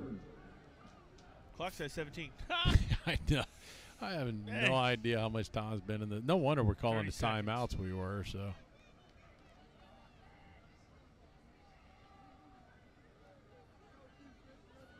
We got second down on the marker crossway, but I think it's actually third. But Jace takes a snap. He's going to fire it out. He's got Jaleel Duncan. And he just needs to go down with it right there. That'll stop the clock. 12-yard pickup by Jaleel Duncan. Jace Brzezowski threw that one on a rope right to him. He knows he's going to get hit, but he sticks in the pocket and throws it. Yeah, you got to kill it. Good job. Ball spiked by Brzezowski. Question mark, how much time is really left? It's got to be probably 20 seconds left. Ish. Back in the old days, I'd tell you we're in field goal range, but nowadays I can't tell you that. 4 seconds remaining in the first half. Really don't know what our special teams is from a kicking standpoint. No, I do not know. We've been spoiled through the years. I'm thinking probably 20, 25 and in cap. Making a 30, 35-yard field goal. But Boy, we look confused as can be right here. We got time. 17 seconds, get set up. Get it right, boys. Chase drops back. He looks. He's going to step up in the pocket, fire towards the end zone, and it is intercepted. Intercepted at the goal line. Don't throw that. Take it off and run. Take it off and run and get the 5 to 10. He threw that into triple coverage. And you just, yeah, that's a tough one. Good drive going, and that's tough, but that's all right. Listen, apparently, a final play. Apparently, we're under 5 seconds, so I can't fault him. Well, then right never there. mind. Then I don't know what I'm talking about. Which I don't, because I don't know the time. Well, yeah, we had no idea how much time was left. So, at the end of the first half of play, the Canes trail 20-0. We'll take a timeout. You hear from Joe Weaver. Not a whole lot on the highlight aspect, but he's going to bring some of that to you and maybe some news. We'll hopefully track down our athletic director, talk with him at the half as well. You're listening to Manatee Hurricane Football, presented by Conley Buick GMC. The Hurricane Champions Foundation provides resources and opportunities for all Manatee Hurricane athletes across all sports to help realize their championship dreams. All of our athletes deserve the best support they can get to match the size of their hearts and the depths of their dedication. You can support them in their efforts. For just $10 a month, these budding stars can get the gear and training they need to compete at the highest level and continue to make all of us proud. Find out more at HurricaneChampionsFoundation.org. That's HurricaneChampionsFoundation.org. When it comes to excellence in football, nobody beats the Manatee Hurricanes. When it comes to excellence in body shops, nobody beats Costantino. Costantino Body Shop specializes in collision repair with cutting-edge equipment and technology. Costantino helps you with your insurance claims and gets you back on the road. Life moves fast, and Costantino keeps you moving. 9th Street West in Bradenton. Details online at CostantinoBodyShop.com. Bradenton's oldest and most trusted paint and body shop, Costantino Body Shop. Coastal Orthopedics proudly supports Manatee High School and Hurricanes football. Dr. Dan Lamar, a former Hurricane, is the team's medical director. Dr. Lamar and the staff of experts. Yeah, man. Hey, buddy, listen, when we come back, let me take it coming back. I'm going to talk with the athletic director because he's up here wigging out like. Oh, you want to come out? You want to come back now? Whenever you get done with these commercials, and then I'll interview him before he's like a woman and about to give birth or something, so I got to take care of him. Okay. He's so aggravated right now, it's unbelievable. I can imagine. The clock quit working. The man's struggling with stuff. But I got to be nice to him now. I roast him when we're off air. So.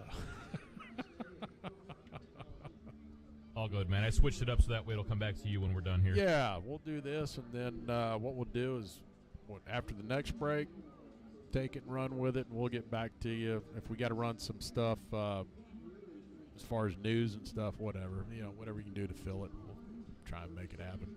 I know you don't have a whole lot to go on. So I got 11 clips. Okay, well, you can make it happen. By that time, Chad should be back once he's waddled his way back across the field. Then I'll go across myself. If we had a bathroom underneath here, it'd be a different story, but all good, man. I'm going to send the feed down to you. You're going to be coming back in about 30 seconds. All right, 30 seconds. We're back on. Worry-free home comfort with AC Today's premier program. Call AC Today at 941-751-2642. That's 941-751-2642. Remember, call AC Today, not tomorrow.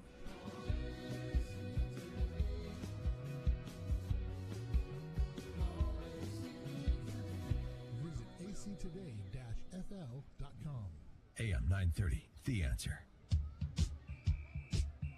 Your mic is hot. Welcome back to Joe Kinnan Field, Hawkins Stadium, with the Shake Pit halftime report. This is Danny Carter, joined in the booth now by Athletic Director Matt Bowling. And Matt, first of all, I just want to say welcome to Manatee High School. I know it's been kind of a crazy moment. We'll talk a little bit on things that are happening here, but first and foremost, welcome. Well, I appreciate it, Danny. Thank you for having me here tonight. And can't hear him. Just really excited to put that right in your just really excited to be here and joining in the long-standing tradition of Manatee High.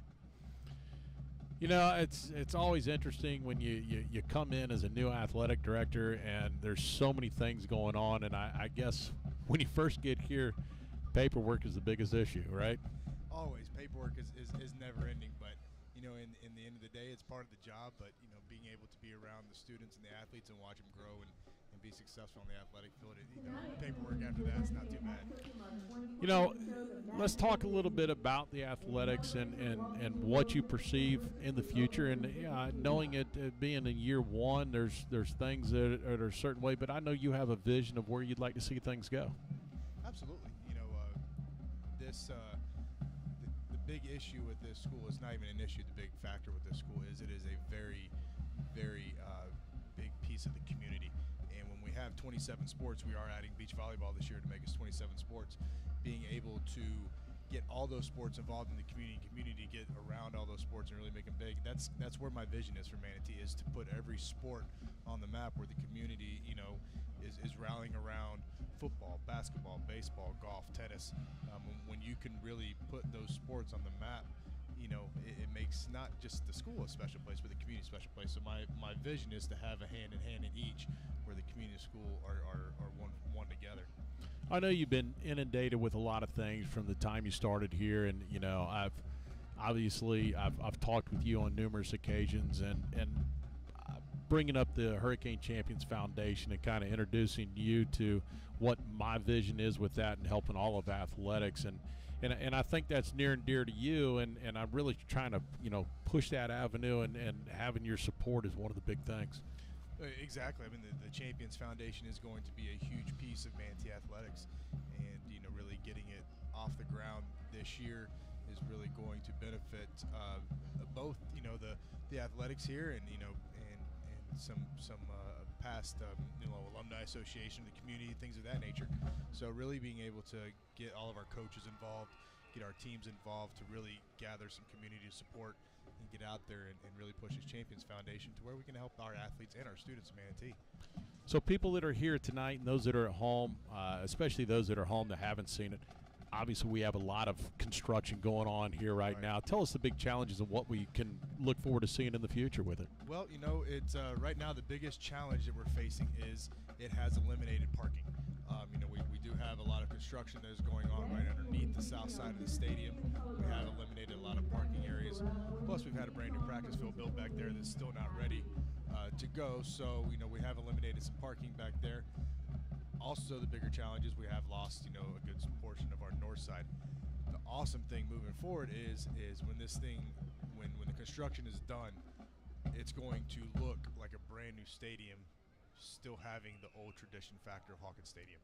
I think that's a cool piece. Yeah, and you know a lot about that. Your father was here, and your dad, Bob Bowling, really, in my personal opinion, a staple in this community across the board, just in the county, because here, Palmetto, Braden River, it's kind of interesting. You went the opposite direction, the Palmetto, Braden River, and then over here. But eventually, you know what, you circled back around, and clearly happy to be here. And I know your dad had to be ecstatic over the fact that you're here now. Well, and it was kind of interesting because it really didn't hit me till tonight. I was standing down in the west end zone and just kind of realized, holy cow, I'm the athletic director on the same field that my dad played high school football on. Right. So it didn't really kind of hit me until now. And and he is a great resource to lean on. But I appreciate the kind words about him. But I have been fortunate to learn under him. But I also know that he is really wanting me to kind of find my own niche and run after it that way and basically leave him alone because he's retired. Well, I'm confident, and so is the Booster Club, the broadcasters and all, that everything's going to turn out. It's going to be great.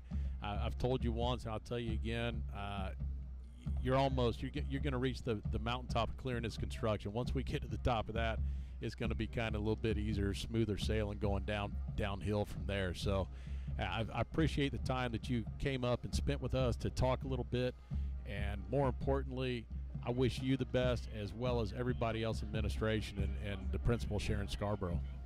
Absolutely, Danny, and thank you for having us up here, and looking forward to catching up.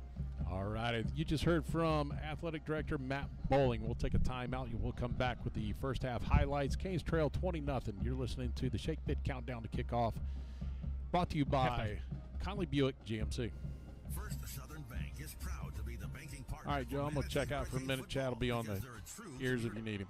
understands the importance You got it. of the neighborhoods they're proud to serve. Conveniently located at 1825 Manatee Avenue West, you can also find out more about First Southern Bank by visiting their website, fsb-bank.bank. Once again, that's fsb-bank.bank. And let them know you heard about them through Manatee Football. Experience for yourself the First Southern Bank difference. And go Canes! Member FDIC insured, equal housing lender. Former Hurricane Chuck Howard knows what it takes to be on a championship team. Howard Leasing is proud to sponsor the Hurricanes and is ready to champion solutions for your employees' leasing needs. Everything from big business to small business, Howard Leasing covers it all. From payroll processing and workers' comp to human resources and employee benefits. Get on the winning team with Chuck Howard and all the pros at Howard Leasing. Details available online at howardleasing.com. Again, that's howardleasing.com. Hurricane fans, if you're in the market for a new or pre-owned vehicle, Firkins Automotive Group is your low-price leader.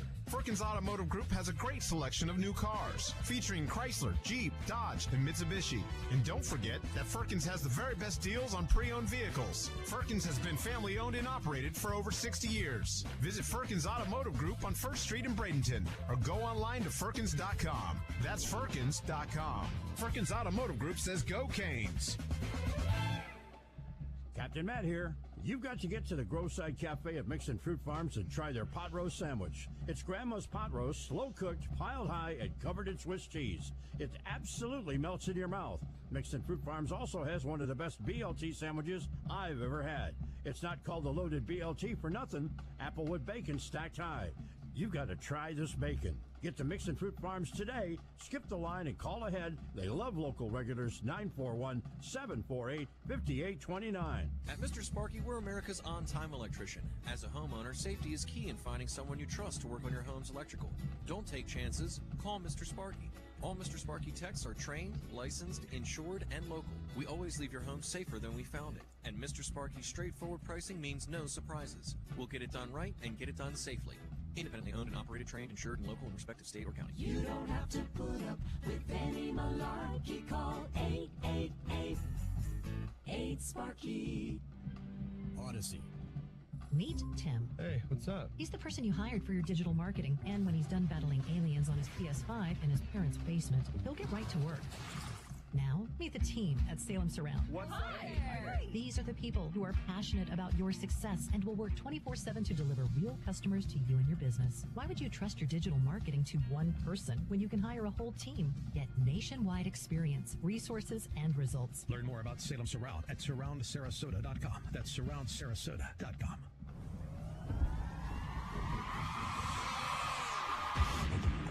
And now, the Manatee High School Football Halftime Show with your host, Joe Weaver.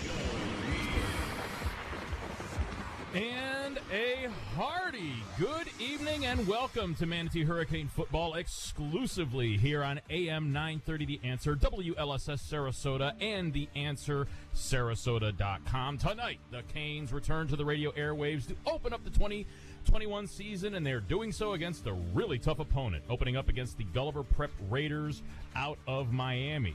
We're excited to be bringing you this action tonight and to be bringing the Hurricanes back on the radio airwaves after missing the 2020 season, as a lot was lost in the 2020 season. But the Raiders get the ball to start the contest tonight, and after a quick series, the defense out there able to make their presence felt on the field in a start to this ball game. Hager takes a snap, pitches back to Irvin on the right. Good pursuit by the Canes. It'll be Tyreek Allen with a loss on the play. It's going to be a loss of about 6. Unfortunately, on the next play, Gulliver hits on a long pass. One of those situations where the defender was in great position, but a perfect throw and a perfect catch sometimes just can't be defensed. And as a result, the Raiders are able to go the rest of the short field into the end zone to take an early 7-0 lead. On the Canes' first possession, it looks like the Raiders might have been offside on a 3rd and 3, but no call, and Manatee ends up getting stopped on a play which led to a punt. Worth noting that the 49-yard pass play by Gulliver Prep on their first possession also came on 3rd and long, so the third down bounce is not going the good guys' way early on. But the Canes' defense steps it up in their next series, starting with a nice stick on 2nd down. Handoff to Irvin. Irvin's going to sidestep, but he's going to get back to the line of scrimmage, and that's it. Cornell Thomas does a great job of sealing him and finishing it off. Fantastic job. You know, especially one-on-one in space like that with a good athlete. That's a great tackle there. for Cornell. Then Duke Dunbar makes a play on third down. Haggard drops back, feels a little bit of pressure, throws early, and it's going to be incomplete. Good Great defense job. over here in the corner. Dunbar. Duke Dunbar with it. Great job. Raiders decide to try for 3 after that, but they come up empty. Snap, the hold is good. The kick is up, a line drive, and it's going to be missed nowhere close, and the Canes hold. Great job on the defense. Great job is right, Chad, and Manatee in business with the ball, but the drive is stalled, and in no small part due to a questionable false start penalty. So the drive fizzles and the defense comes back out, and once again, they are contesting everything. Haggard drops back, looks. He's going to fire deep. He's got a man down there. Good coverage with him, and I love every part of that. Good coverage. Down there is Zayon Hill and Sonny Jenkins running stride for stride with the big receiver, Jalen Brown. Jalen Brown is already one of the top wide receivers in the country and is only a junior, so great effort there for Manatee. And on third down, the guys stiffen once more. Haggard takes it, stops, fires out quickly. It's going to be caught, and it's going to be short of the first down. Great coverage, 4-yard pickup, and Vamari Welch on the stop.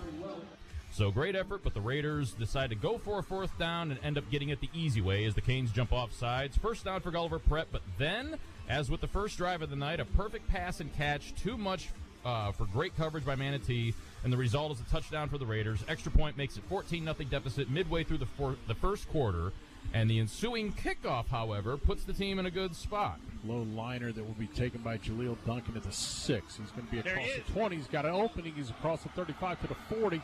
And going to be taken down at the 45-yard line. A good return of 39 yards by Jaleel Duncan. And there's a little bit of spark for the Hurricanes. But a mix-up on a pass play on third down ends that possession. And at this point, it's easy to see which of the teams missed their kickoff classic game last week. Canes having a bit of a struggle ironing out the kinks that usually get sorted out during the exhibition contest. But that's how it goes sometimes, and as the first quarter draws to a close, the Hurricanes find themselves trailing Gulliver Prep by that same score of 14-0. Defense trying to hold up as the second quarter begins, and once more, bad officiating as a phantom roughing the passer call gives Gulliver 15 free yards. Of course, on the next play, Gulliver's quarterback doesn't get called for an obvious intentional grounding, so maybe the Zebras missed their preseason game also. At any rate, the Canes continue fighting hard, and they get a great effort on a pass breakup by Zayon Hill. Second down and 10.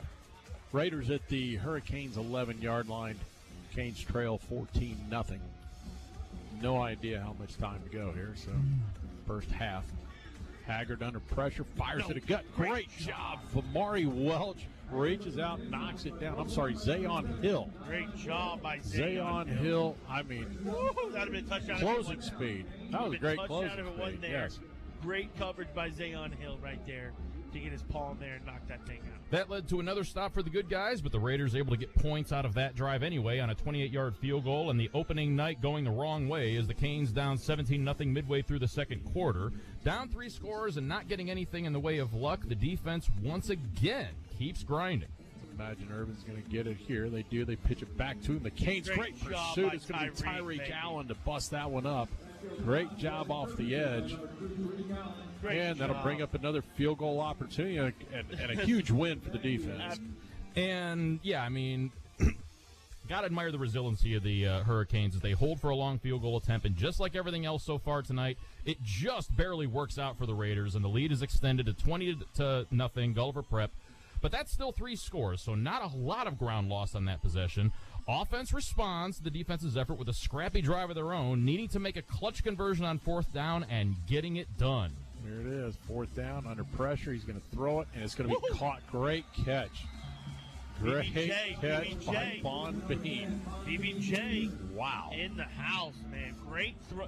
Not a bad throw. I mean, Jace Havenese getting pressure, putting it in there, but great job by Bob Bean Jr., BBJ. Maybe feeling a little bit of momentum brewing. The Canes pop a nice gainer on the ground right after that. Go hand off to Sanders, straight up the gut. He busted across for 10, 11, maybe 12 yards right there. Good run by Corey Sanders, and that was just quick. You talk about somebody who just hits the hole in a hurry, and a good job by the offensive line. That kept the drive going, but as the clock's winding down, Jace Brzezowski tries to make a pass, make a play into the end zone through the air, but the pass is picked at the goal line on the final play of the half, and that's where it ends. The Hurricanes got a hill to climb in the second half, down 20-0 to Gulliver Prep. but they will get the ball to start, so let's hope that we can build off of that and get back into this one. When we return, more first-half analysis and stats from Chad Choate and the second-half kickoff with Danny Carter. You're listening to exclusive coverage of Manatee Hurricanes football here on AM 930 The Answer.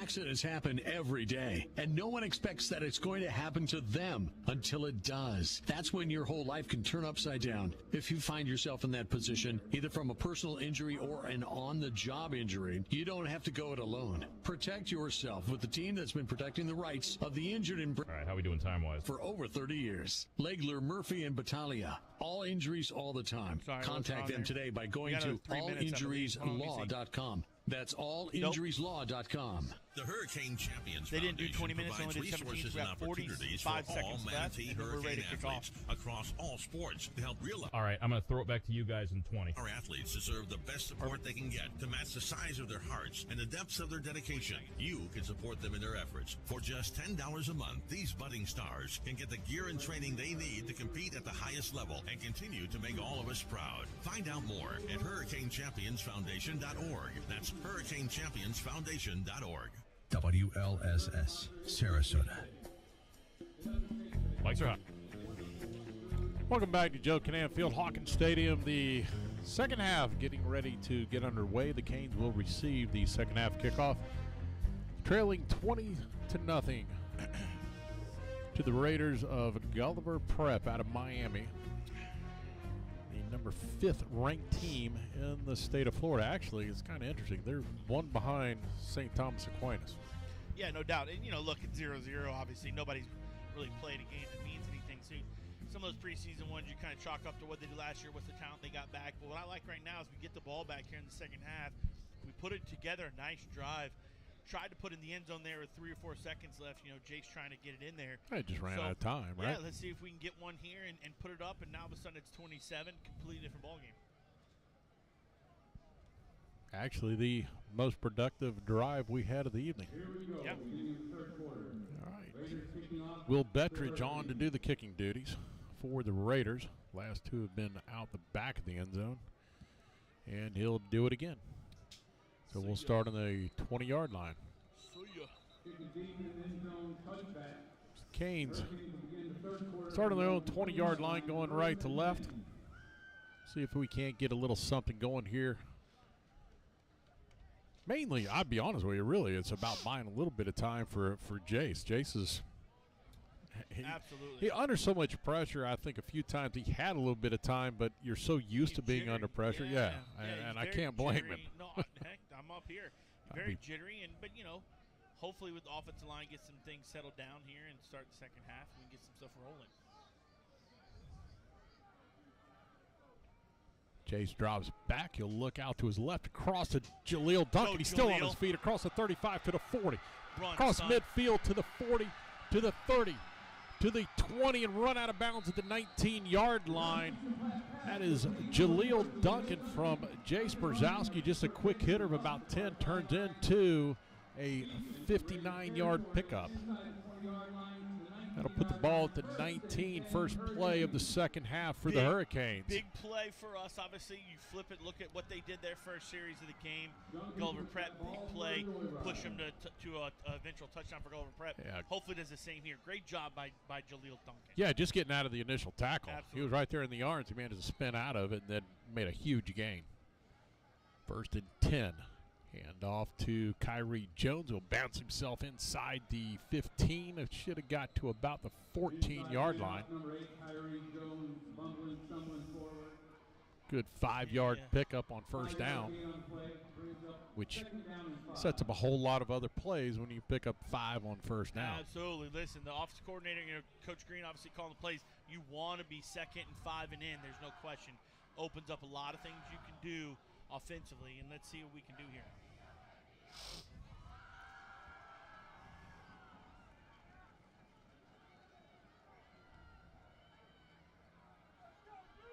Jace drops back, looks, he's going to fire towards the end zone. The receiver was knocked down, and they're going to go with incidental contact.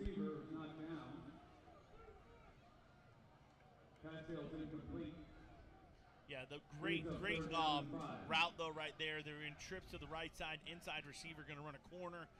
2 outside guys going to run little digs and really had the back corner open there.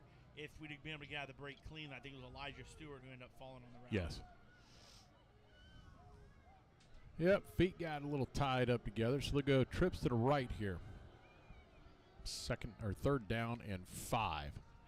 He's going to fire towards the end zone, and it is caught for a touchdown. Got a penalty, though. I don't know if I think it's coming back off. If it's on us pushing, that's oh, man, you can couldn't tell who it was completed to in this corner because of. It's Jaleel Duncan, one-on-one. But we are a little foggy here. Yeah, we already tried to clean this off once. It didn't work. Look at the video board. I can kind of see it. Yeah, it looks like Jaleel's upset. So it looks like it's going to be offensive pass interference. Oh, come on. How many times do you see offensive pass interference? Very rarely, if ever. I bet I've seen it 2 times in 20-plus years. I mean, if ever. I mean, even in college and pros, when do you see offensive pass interference? I mean, offensive guys are always pushing and they're always cheating. I mean, granted, I like when our guys. Now they're going with the ineligible man downfield. I saw him tap the top of his hat. Let's see what he calls. I've seen 2 different things. Yep, ineligible. Come on, man. He looks right at the guy on the side and says, "I'm on the ball." There is no way. There is no way that happens. Well, since when is that a 15-yard penalty?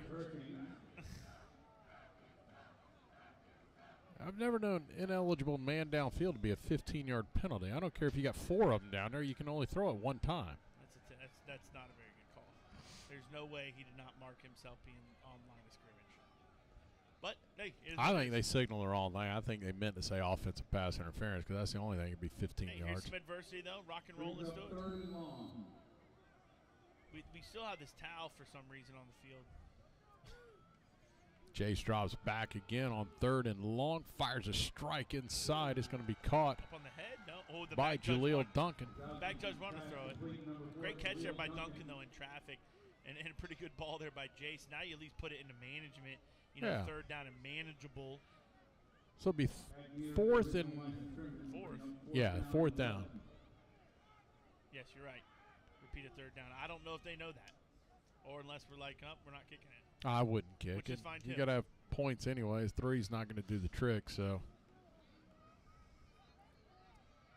Tyreek Allen in the slot here, closest guy to us. Jace drops back. He's looking. He's going to fire towards Tyreek. He's going to be there, and that is pass interference all day. Yes, sir. Job. There it is. Going right through him. Good job. Hey, ball throws maybe a yard or 2 further. Yes. Touchdown easy, but not a bad job. I think Jace was falling off a little bit on his back foot there because of getting some pressure, but great job. Now remember, this is pass interference, but it's only going to go half the distance to the goal, so it's still going to be short. It's not an automatic first down in high school. Nope. See, if that was in the pros, it happened in the end zone, the ball's put on the 2. Yeah, 1 yard line. Yeah. So, unfortunately, let's see where they actually put the ball down at, but it's half the distance, so it's still going to be shy. Well, I love the fact you got Tyreek Allen on offense.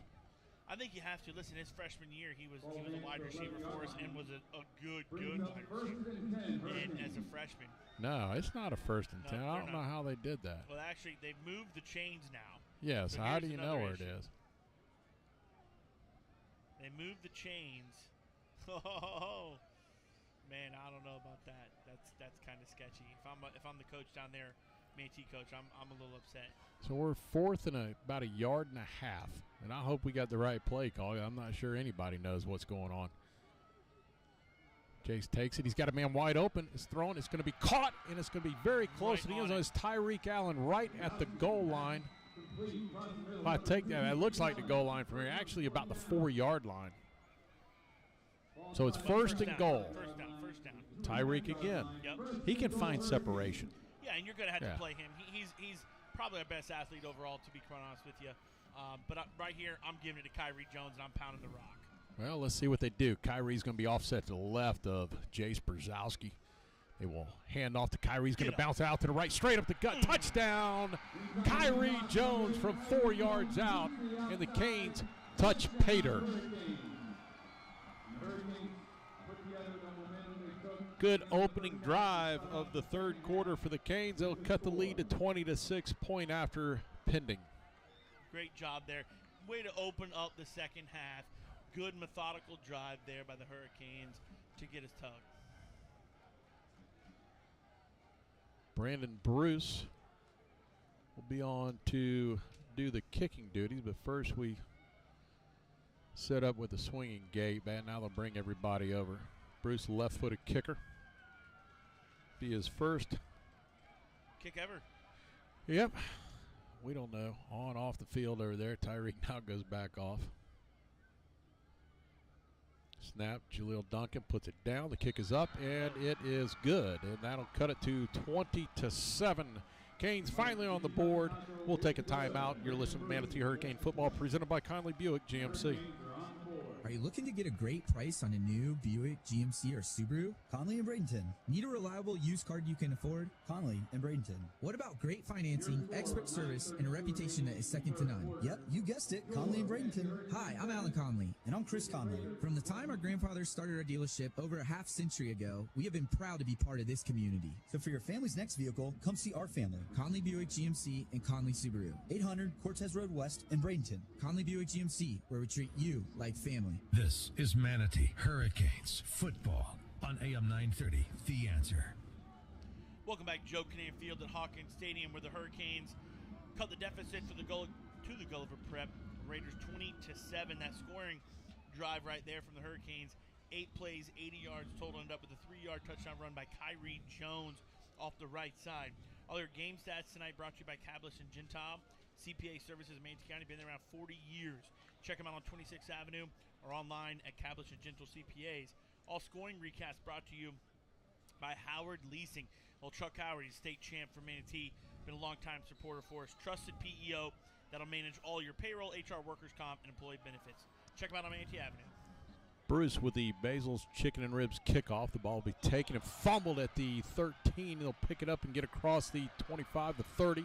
Finally gets out around the 37-yard line before he's taken down. But, yeah, a little mishap there. It could have been a different way for the Canes right there. Could have been. You know, here's what's interesting, too, from a Gulliver Prep side is you're up 20-0, 3 scores basically at halftime. You're kind of, it's hard for 16, 17-year-old kids to think, hey, this other team's in it when they're kind of not. And now we come down, 80-yard drive. Let's see if their offense can all of a sudden say, wait a minute, we may have a game here, and pick it up a little bit. Hopefully defense gets jacked up a little bit, gets some momentum from the offense scoring. All right, make a good stop right here. Get the ball back, and you flip the script on this entire game. So Carson Haggard will bring the Raiders offense to the line. They'll go 3 receivers to the right. He'll fake it. He's going to throw underneath to Donaldson. It's going to be a quick catch and taken down immediately by Tyreek Allen. 6-yard pickup.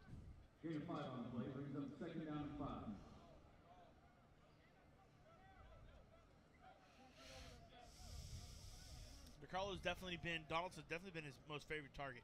That's 6 catches right now for Donaldson. He likes to stretch the field with Brown, and this time he's going to throw the other way. It's going to be in and out of the intended receiver and almost picked off. That ball bounced out of him. It did. It bounced out and almost looked like for us, number 30 there, Thamar Leah Fortune could have almost had it.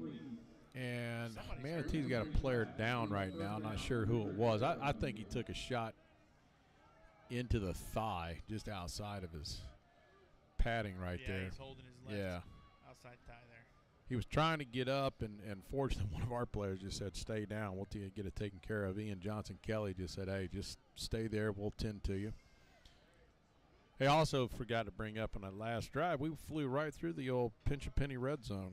One of our new sponsors this year, Pinch a Penny, has the perfect people for the perfect pool. For all your pool and spa supplies, visit Pinch a Penny at 3500 Manatee Avenue West. Yeah, glad to have them aboard.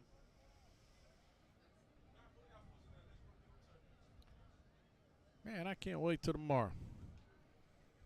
College football finally back on us next week. What a huge week of college football. Oh, next week's going to be fantastic. I get my picks in. 3:30. You got Alabama, Miami.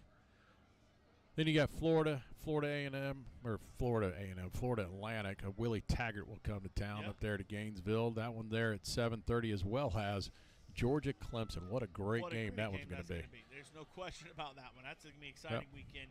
Really, and not to forget our other friends, the old Seminoles. They play on the next night. They got Notre Dame. Notre Dame. That's a big game for them Sunday night, no doubt. Yep, and then they get that everything turned around up there. Right, and if you haven't had enough at that point, Monday, for our friends over there at Old Conley Buick, the Ole Miss Rebels will play Louisville Monday night. Are they the Rebels? Are they still the Rebels? Well, they are with me. They always will be. So. I don't know. I thought they got changed like the Bears or Honey Bear. I don't know. They'll always be the Rebels. That's a place I need to go just to watch a baseball game. What a venue for baseball. Ben, and I like to go tailgate, do a little tailgate myself over there. You'd get in trouble walking through the Grove. Here you go, big third down right here by the defense. 3rd and 5. Haggard steps back, fires in the flat, and it's going to be thrown behind the intended receiver and bring on a punting situation. Big time play. And let's see who the Canes put back. I would assume Jaleel Duncan will go back here to return to punt. I think it's going to be Jaleel or Tyreek. I personally like putting 2 guys back there. I like to put 2 guys too. I agree with 100%. And they will go too. I love it. Great job there by the defense. You know, and again, to me, their Gulliver prep just looks a little bit off. You know, all of a sudden those routes were crisp and nice in the first half. Now second half comes along, some humidity. Now you've rested for 20 minutes on offense. You're up 3 touchdowns. Now everything looks a little bit off here. Maybe a 3.5-hour ride starting to get to you. It's a low snap. Bettridge will get it away. It's going to be Tyreek Allen who just bails away from it. It was wobbling kind of weird, and I don't blame him for getting out of the way of that one. So the ball will roll down dead, and we'll see if they'll mark it somewhere around the 18, 19-yard line. They will set it on the 18. That's where the Canes will start at their own 18, trailing 20-7, 8:31 to go in the 3rd period. See the offense, he keeps the momentum going as we started off the half real nice there and had a nice little sustained drive.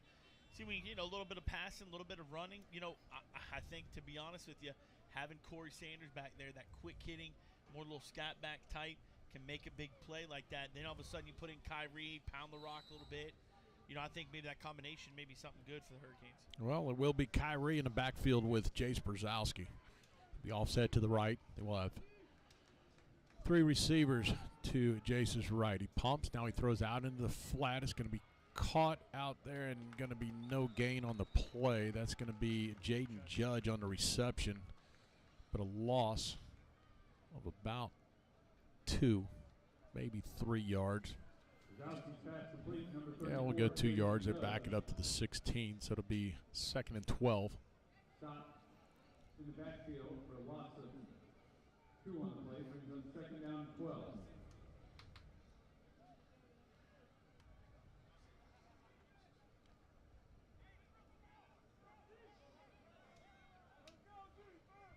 A little confusion. They'll go 3 left, and 5 seconds left on the play. Jaleel Duncan will go high to the right side. 2 on the play clock. Got to snap it, and we didn't get it off. There's no way they're setting that at 40 seconds. Play clock. Well, they might be setting it at 40. The question is, when is he replaying? If he's doing it as he's going down, because it's supposed to be once the whistle is blown and they've got the ball, then you would reset it. But now I know right now you're supposed to stay 25 after a penalty, after a dead ball. Somebody tell you you're supposed to say 25. So I understand that there's no that was 40 seconds. I mean, as soon as he's tackled and down, 40 starts. So it's quick 40. 2nd and 17 now. Jace drops back under a little bit of pressure. Ball's knocked out of his hand, and it's going to be recovered in the end zone for a touchdown by the Raiders. Let's see. Right as he's about to throw Maybe they're going to put it on the 1, but I thought he was in the end zone. Brzezowski stripped in the backfield. Right as he puts his arm back to throw it, in strip sack, strip fumble. I mean, come on, man. I don't really know what we're discussing right now. Unless they're thinking he's throwing it. I don't know. Maybe they're saying he was throwing it and he incomplete. I don't know. They're saying holding. I have no idea I what didn't to even see say. a flag. I didn't either. So unless they're kind of holding maybe on them on passing. Yeah, they did. wow. We'll take it. Huge break. The back judge back here is the one who called it, holding, pass interference. You can see the flag on the 35 over there on our side. Huge sideline. break. Huge. We'll take it. Brings up second and 8. It's better than what it was. You know what? Forget about it. You got to have a short memory, right? So that's over with, Jace. Recoup and let's go. Regroup all over again. Plenty of time.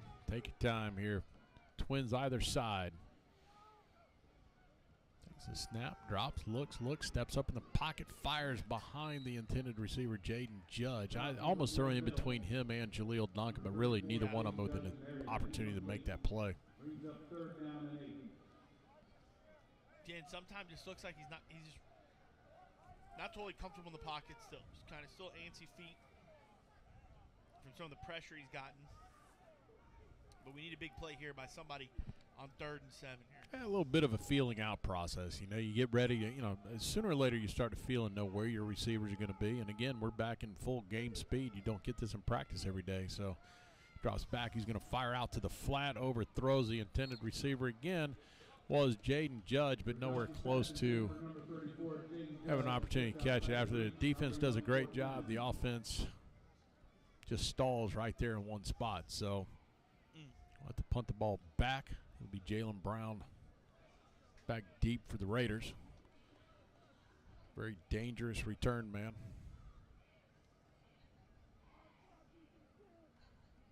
He possesses lightning speed. Hey, did we ever get a word on how Mayor Brown threw the ball tonight?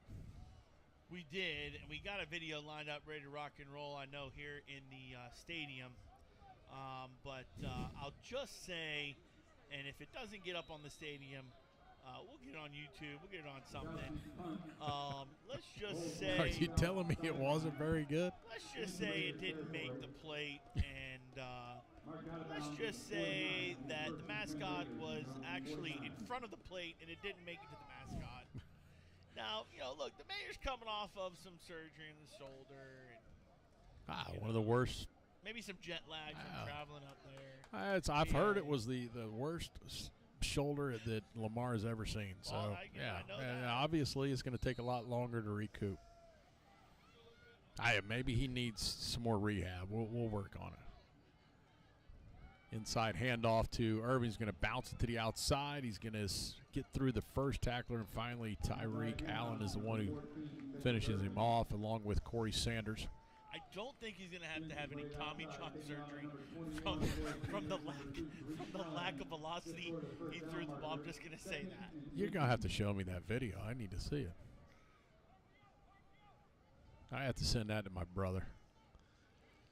Snapping, he'll flip it out in the flat. Great job out there defensively. It's going to be Tyreek Allen again to snuff out the screen pass to Cedric Irvin. A loss on the play. It'll bring up a 3rd and 4. Great job there by Tyreek. Another reason why he's playing nickel, seeing the play. He's extremely explosive, gets to the ball as quick as anybody, to be honest with you, I've seen wearing a red jersey in a long time. Back goes Make the play. Donaldson getting out of the first tackle. He's going to be stopped. Should be short of the first down. We'll see what the decision will be by the Raiders. We're right on this one. He's clearly short. We'll see if they want to punt it, pin us deep, or go for it. Here's what I'm going to say right now. I think they're going on a hard count. They may go, but I would probably expect a hard count. So let's hold our water here from the defensive line. Do not jump. Told you. Yes, good call. 15 on the play clock. Out route by number 23 out here. Quick pass to 23 right here in front of us on the 40-yard line. What I'm guessing. Bakes the handoff. He's under pressure. He's going to go down. A great sack in the backfield. Cornell Thomas comes up with a big sack. Great call. Good blitz, bringing pressure. Cornell Thomas up the middle. Great job by the Hurricane defense. big momentum coming for the first sack of the year. That sack right there is one of our best plays of the night, and all of our best plays are brought to you by Richardson Stenton Roofing. For the best in residential roofing, it's Richardson Stenton Roofing. Family owned and operated, over 30 years of experience in Manatee County. For an estimate, go to richardsonstentonroofing.com. What a great time to come up with a huge, huge play. Couldn't ask for any time better, to be honest. That was a great job by Cornell Thomas making the tackle. We got a break on the field. We'll take a quick time out. You're listening to Manatee Hurricane Football, presented by Conley Buick GMC. Go Canes! Brown & Sons Funeral Homes and Crematory wishes you the best of luck this season. Your Manatee neighbor for over 46 years, with now 3 generations of service, the caring professionals at Brown & Sons know how to guide you and your family through the difficult times. Featuring Trust 100 pre-planning, they'll handle all your local and long-distance needs. Celebrate the game of football, but when the game of life must end, depend on Brown & Sons Funeral Homes and Crematory to serve you. Online at brownsonsfuneral.com. Odyssey. AM 930, The Answer. On first down, we'll hand off to Kyrie Jones. He'll get hit in the backfield in a loss of 2. Man, I'm getting blown up on text messages right now with the mayor. According to one of our sideline reporters, is not here tonight. He'll join us next week, Kevin Van Ostenbridge. Apparently, Gene is a great cricket player, and he thought that's what they were playing. So he's going to wish we never saw that. Nothing going there for Tyree. Maybe did his plant foot slip? I mean, maybe that's what it was. On the rubber. Chase Brzezowski, he'll throw it in the flat, in and out of the hands of Kyrie Jones. A little high, but that's another one Kyrie's going to want back. Brings up 3rd down and 12. You know, it can be. I like the mixture of plays right now. We're doing a lot of things. We're just not connected on some. Yeah, but it can be frustrating for a defense. You get off the field on a big play like that. The offense has got to get something here. We can't get give him a breather. You got to let him sit over there for a little bit. So hopefully we get something here on 3rd and 12. Down 20-7, 4:31 to go, 3rd quarter. Canes trail. Chase drops back, fires, throws in a flat. He's going to be to Kyrie Jones, who bounces off the first tackler, and he's going to get it out to midfield, but it's going to leave maybe, let's see, they're going to mark it at the 48 of the Raiders, so still going to leave a 4th and long situation. It'll be about 6, maybe 7 yards. We'll call it 6, 4th and 6. I think they're going to go for it. I mean, in this situation, figure some things out. I think ultimately you start to make a decision that this is more like a preseason game for you, right? Well, so yeah, and I'm okay with. I do too. I go for it here. See what they're gonna do. You're down 13. You don't. You only got a quarter, a little less than a quarter and a half. I'm going on a 2. I'm going to hard count. I'm going on 2, 1. Snap it. Oh, I thought he got it off. Good grief. You can't do that. Now you got to punt it. Let's see. They're signaling over here. Timeout, Manatee. So he did get the timeout in time. Well, we'll keep things right here. Manatee Alumni Association has the Hall of Honor coming up in October. There'll be a dinner.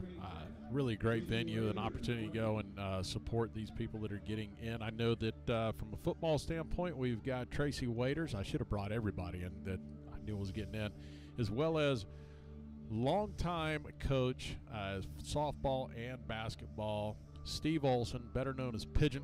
Oh, yeah. Pigeon, here forever and ever. Right here, but we don't have the stands. You know who else who contributed a whole lot medically is Dr. McCarthy. Yes. Dr. McCarthy going in, which is I know is going to be a huge thing for the McCarthy family. You know, kids going here and that sort of thing. And Miss McCarthy, gosh, for a long time when I was a kid, sitting in the stands and you know, he dedicated a lot of Friday nights to Manatee football, so he'll be going in as well. Yeah, there's a lot of great athletes. If you want to get them nominated, get it in before September the 12th. Go on to the Alumni Association page and place your nominee. Chase Brzezowski will tuck it and run. He's going to have enough for the first down. Gets out to the 40-yard line, and a great job of a quarterback draw. I don't know if it was designed that way or he just tucked it and ran. Yeah, I don't think it was. I think he just tucked it and ran, but that's a good job. Him being moxie, saying, hey, listen, nobody's open. Getting a little pressure. Let me just take this at green grass. I think he could have done that earlier in the game maybe early second quarter or late first quarter, but instead threw the ball. So great job by Jace there. Corey Sanders in the backfield with Jace Brzezowski offset to the left. I have 3 receivers to the right. Jace will hand off to Corey, who keeps his feet, gets out to the right. He's going to find a little bit of running room. There's a late flag, and that's going to be a hold. There's another flag on the far side over there, so we got 2 flags thrown. That far side, right, the tackle, right, it looks like it happened right where the tackle was. Yes. Maybe a face mask. We can only hope that it offsets, and we'll just replay the down. Good job by Corey keeping his feet. He kind of stumbled a little bit. Yeah. But really, I mean, I don't know that the hold had anything to do with him getting open. He had plenty of running room out there.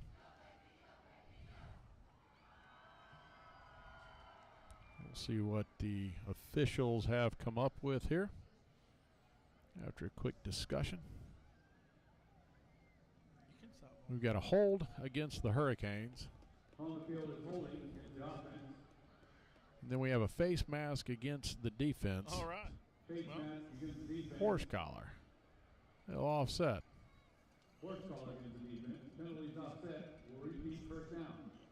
Didn't really see the horse collar and all. You know, face mask, yeah, I didn't see a horse collar. But regardless, at offset, replay first down. 1st and 10, 3:48 to go third quarter. 20-7, Gulliver Prep.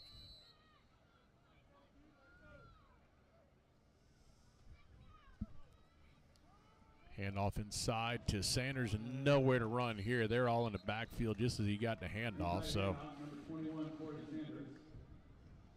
if you don't give him a seam, he can't really make anything happen, you know. No, he's not going to be someone that kind of runs through you, but he's going to be one that's, you know, a little jitterbug. He's going to be able to run around you, maybe make a move and go, and really great kid. And has been playing a lot of secondary in the spring through the summertime too. So really he's not been playing a whole lot of running back. Having Burchett out, little Roy's out with a little hip pointer. Really been thrust back over the offensive side this week. But, I mean, he's just a ball player. 5 on a play clock. There's a snap. He'll hand off straight up the middle to Sanders. He's got running room across the 35 down to about the 32-yard line. It's going to be just shy of a first down.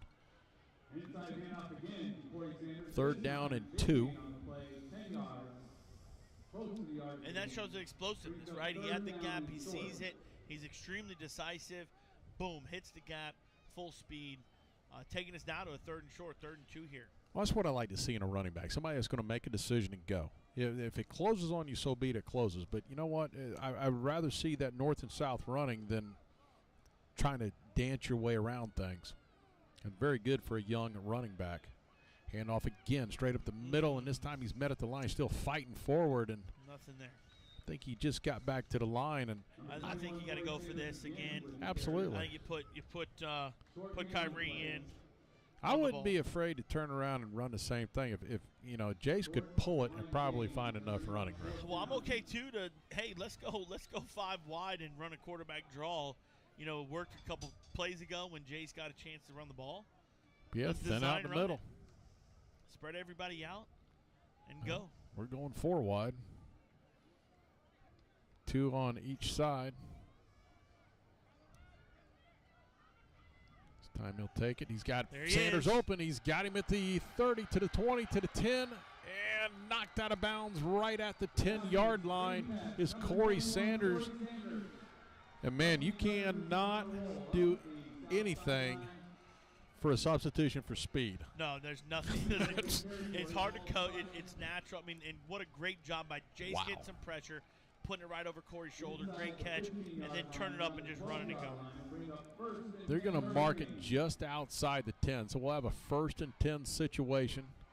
Corey will remain in the backfield, offset to the right of Jace Brzezowski, the quarterback. He drops back, he looks, he's going to fire towards the end zone to Jaleel Duncan. Oh, in and out of the hands of Jaleel. Should have been caught. Oh, he's going to have nightmares over that one. That was right there in the bread basket. He's going to want that one again for sure. And you know what? Here's the thing about that. You know, look, I'd go again. He can beat him all day. We're going to rely on him again. We're going to rely on him again. I'd go again. Get his chance. But, yeah, he's going to want that one again. Now who's coming in? Tyreek's coming in. I tell you what, he's been hard to defend down by the goal line. Listen, to Put be him in a honest with you, slot, they can't stay with him. He's going to be hard to defend anywhere. Yeah. But he's going to run the same route, probably, my guess.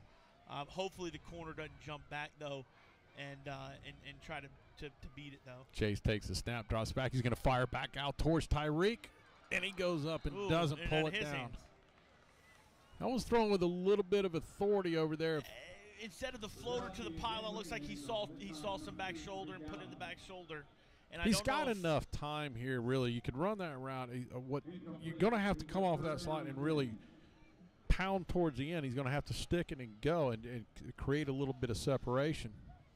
That one, there just wasn't enough separation. He had to put a little zip on it. So it'll be a 3rd down and 10 from the 11. Same route now, watch, but instead of doubles, it's going to be in trips, 3 formation. Still going to be corner route by Tyreek. Here it goes, Tyreek again. There it is. Got to get rid of it. That's going to be a fumble.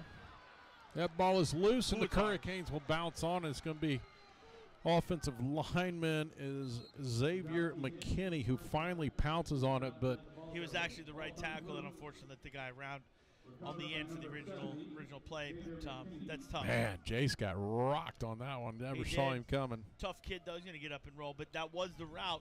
Corner route there by Tyreek, excuse me.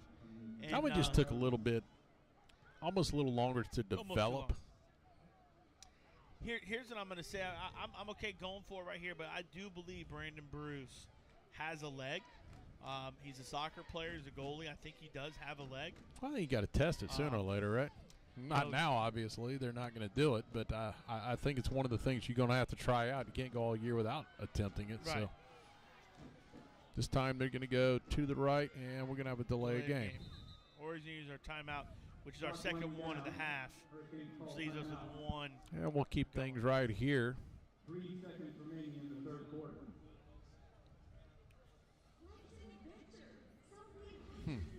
3 seconds to go in the quarter. Canes trail 20-7. It was really tough. You know, you're 4th and 20-ish, 18-ish. You know, and you're on the goal line. It's kind of tough to have a play call to get you a 1st down, which has got to be on the 2-yard line. You know, so you're almost running a play for an actual score, for an actual touchdown. And it's just tough. You know, secondary is going to be back. It's got to be a great throw. We're going to have protection, assuming we throw the ball. I don't necessarily see us running it. Maybe a screen, perhaps. We'd like to thank our media booth sponsor tonight.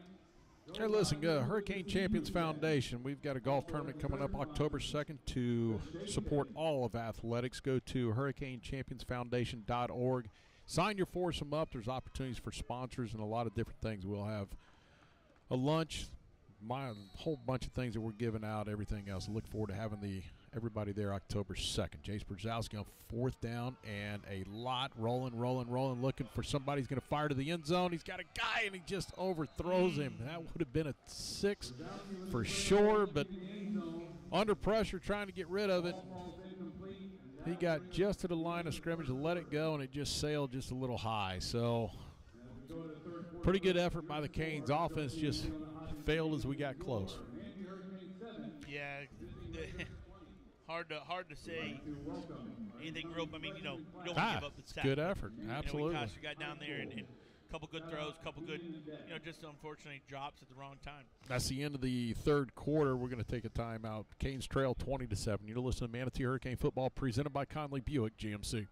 First Southern Bank is proud to be the banking partner for Manatee Hurricane Football because they're a true community bank that understands the importance of supporting the neighborhoods they're proud to serve. Conveniently located at 1825 Manatee Avenue West, you can also find out more about First Southern Bank by visiting their website, fsb-bank.bank. Once again, that's fsb-bank.bank. And let them know you heard about them through Manatee Football. Experience for yourself the First Southern Bank difference. And go Canes! Member FDIC insured, equal housing lender. They say life is better on the water, where the only measure of time is the disappearing tide and the sound of fishermen returning from a long day's work. That's where you'll find Swordfish Grill, nestled along the quiet Gulf Coast in Florida's oldest fishing village. This is a place to relax, to unwind, and enjoy freshly caught seafood. They say life's better on the water. We couldn't agree more. Swordfish Grill and Tiki Bar, located in Cortez, Florida's oldest fishing village. News, insight, passion. AM 930, The Answer.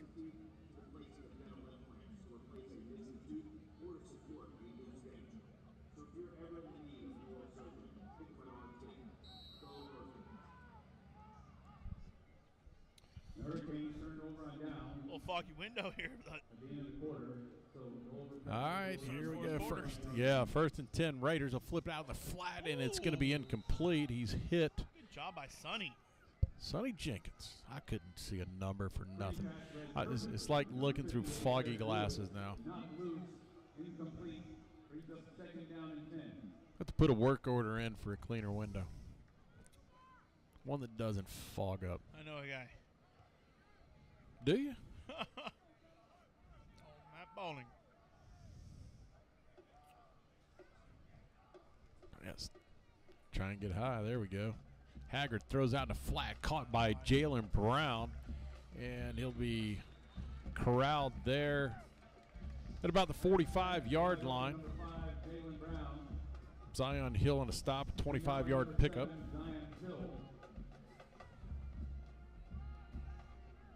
Gain of 20 on the play, good enough for Raiders 1st down. 1st and 10, Gulliver press. Their own 45-yard line.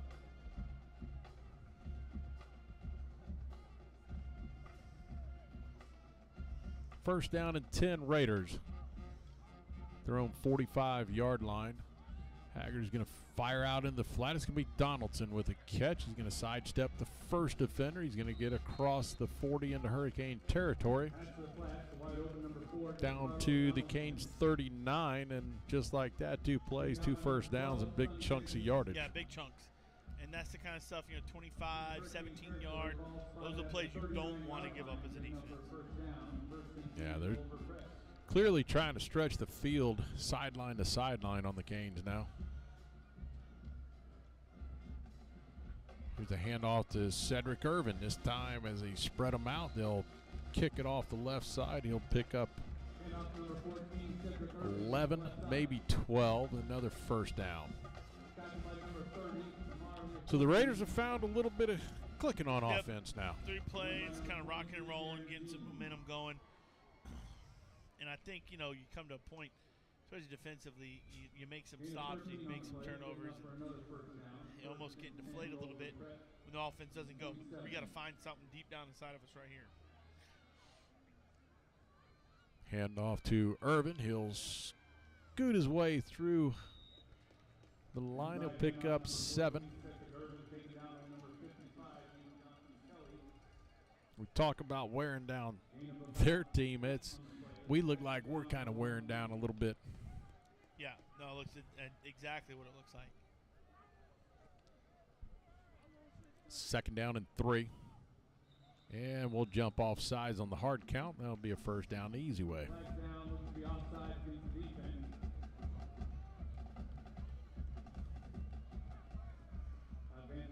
That's a big challenge tonight against a team with as many great athletes as they have on their football team. And we're going to run into the same thing next week. Lakeland's no slouch either. They're going to be just as strong. Oh, no question. I mean, these guys definitely have a lot of ability, but and they've also played a game. And they played a game last week too, so got some of the kinks out a little bit. Hand off to Irvin. He'll bounce it out to the left. He's going to get down to about the 10-yard line. Cedric Irvin does a great job of changing direction. Oh, he does. He's a very good little scat back 4-star. Very good scat back. So, I mean, probably one of the best ones we'll see this year, to be honest with you. Fakes a handoff under pressures. Haggard, he's going to go down. A sack in the backfield. That'll be number 55 of the Canes. And Ian Johnson Kelly come all the way across the field and got him from the backside. Another one of the best plays brought to you by Richardson Stenton Roofing. For all your residential roofing needs, that's Richardson Stenton Roofing.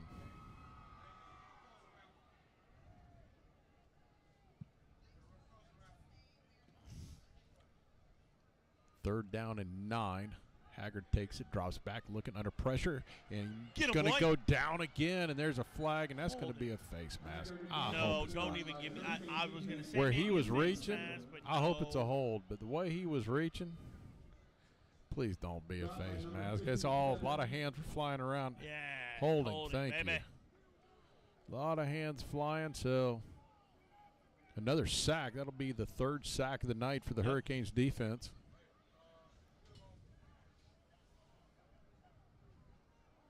Well, you take this. I don't even know why you look to the side, because you're not going to take the penalty, right? You're going to. Oh, you're taking the fourth down, no doubt. And hopefully they will punt. Oh, they're going to try to We're let him going to go take the kick it. penalty. Why would you do that? Because that's going to make it third down. Never mind. Penalty enforced. I don't know if I'd have done that, but hey. Back up 10 yards from the spot. I don't know. Bring up third down, the 30-yard line. I mean, I get it. You get another big sack, you take him out of field goal range. But at this point in time, field goals aren't going to. You still got to score twice. But Haggard takes the snap. 3 receivers to his right. He's under pressure again. And that one, they just let the hold go. And 2 hold, 1 tackle on the right side and the left side. incomplete on the pass attempt. But yeah, they absolutely tackled him in the backfield. Legitimately tackled. And then as Haggard's rolling to his left, the DN can't even get out of his. Derek Lewis can't even move. That's right. Incomplete pass. So this will be, they're going to try and kick a field goal. This is going to be a big one. 47-yard attempt. This is a big one. High school football, 47 yards. That's big money right here. Virginia commit. Let's see if he's got it in him. He's got the leg. We know he's got the distance. Snap, the hold, the kick is up. It's blocked. Bang. Right there, and the Canes will take over with great field position. Good job. Duke Dunbar on the block. Great job. What's There's the a flag. Sportsmanlike conduct on somebody. Don't be on us. Late activity, flag on the play. Well, they're pointing towards us. So you get a block, you got great field position, and now you're going to push yourself right out of it. Derek Lewis is 58. Looks like he's one that got in an altercation. I don't know if it's on us or not. But I saw the other team doing some stuff too. So yeah, it looks like they're actually pointing. looked like one of them kicked. So Looks like they're pointing this way to move it to our right. Well, It's on both. dead ball. Unsportsmanlike. Foul and sportsmanlike conduct against the Raiders. Sportsmanlike on us too. Yeah. Offset, that's fine. So basically, they both get one clicked on each one of those players. So what? A second one, they're out of here, right? So is what it is. Just can't do it again. Can't afford to lose a guy next week. So here you go. The Canes will take over first down and 10 at their own 39-yard line after the blocked field goal attempt. Duke Dunbar coming up with a big block. Corey Sanders in the backfield. Jay drops back. He's going to fire into the flat. Got a man open, but underthrows him. It was intended for Jaleel Duncan. He was definitely open coming back on the curl right there, but I mean, just a little underthrown there by Jace. So we'll play second and 10. 8:22 to go in our ball game. Canes trail 20-7.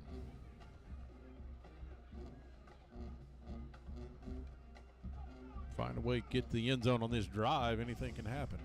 Yeah, no, 8 minutes left in the game. It's a long time.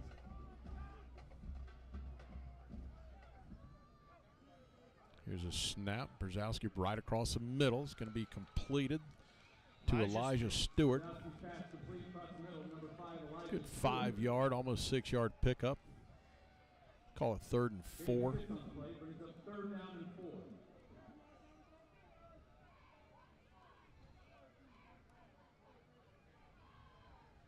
Elijah Stewart leading reception receiver for us tonight with 3. You know, Coach Green talked a little about Elijah Stewart. Yeah. Younger guy, inexperienced, but could be really good for us. Oh, he'll grow as the year goes for sure.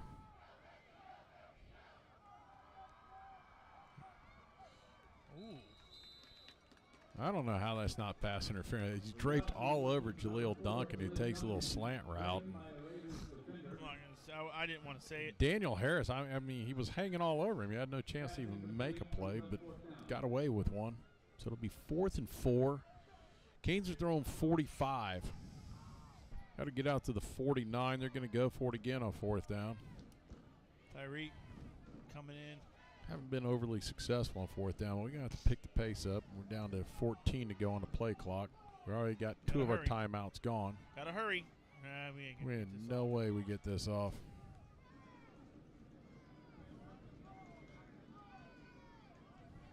Ooh, He did. Wow.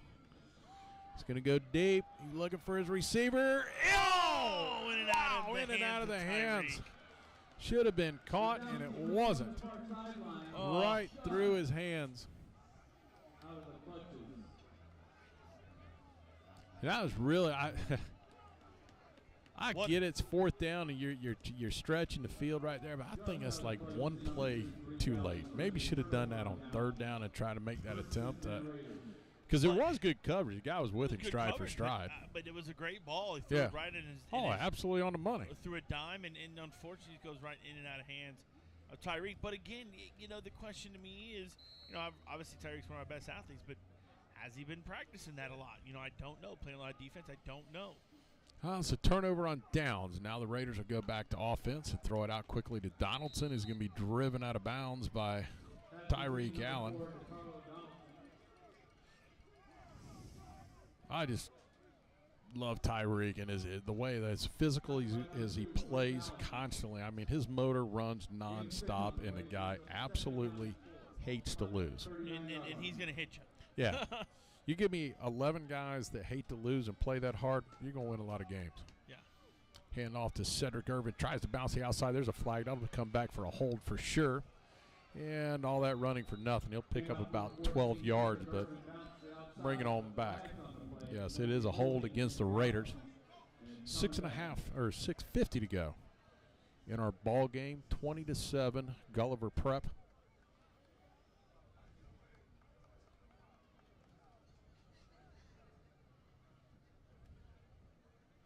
Wait for him to mark this off. Should bring up about a second and about 14. Penalty backs up the Raiders to midfield. It's going to bring up 2nd down and 15. All right, we'll go with 15. 15 better than 14. Public announcer dresser. Carl Reynolds tells us it's 2nd and 15. I'll take his word for it. He's an attorney.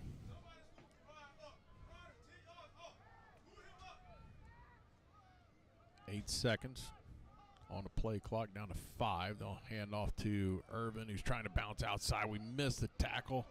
Tried to shoestring tackle. He spins out of one. The ball's loose. Oh, we're still scrambling. And I believe that the Raiders fell on top of it. They were fortunate to fall on it. A couple of Canes were there, but just didn't take the favorable bounce our way. So bring up a 3rd and short. From a 2nd and 15 to about a 3rd and 3, and it appears we have a water break on the field. We'll take a timeout as well. Clock's still running. Don't be afraid to stop it. I don't want to yell at the guy because normally I'd do that. But anyways, stoppage on the field now for the water break at 5:56. We'll take a timeout as well. You're listening to Manatee Hurricane Football presented by Conley Buick GMC. When it comes to excellence in football, nobody beats the Manatee Hurricanes. When it comes to excellence in body shops, nobody beats Costantino. Costantino Body Shop specializes in collision repair with cutting-edge equipment and technology. Costantino helps you with your insurance claims and gets you back on the road. Life moves fast, and Costantino keeps you moving. 9th Street West in Bradenton. Details online at CostantinoBodyShop.com. Bradenton's oldest and most trusted paint and body shop, Costantino Body Shop. WLSS, Sarasota. Welcome, everyone, back to Joe Canam Field Hawkins Stadium. 5:56 to go in our ball game. It is Gulliver Prep up 20-7, facing a 3rd down and 3. They're in Manatee territory at the 39-yard line. Going with a hard count, trying to draw the Canes off sides. Now reset the play, 15 on the play clock.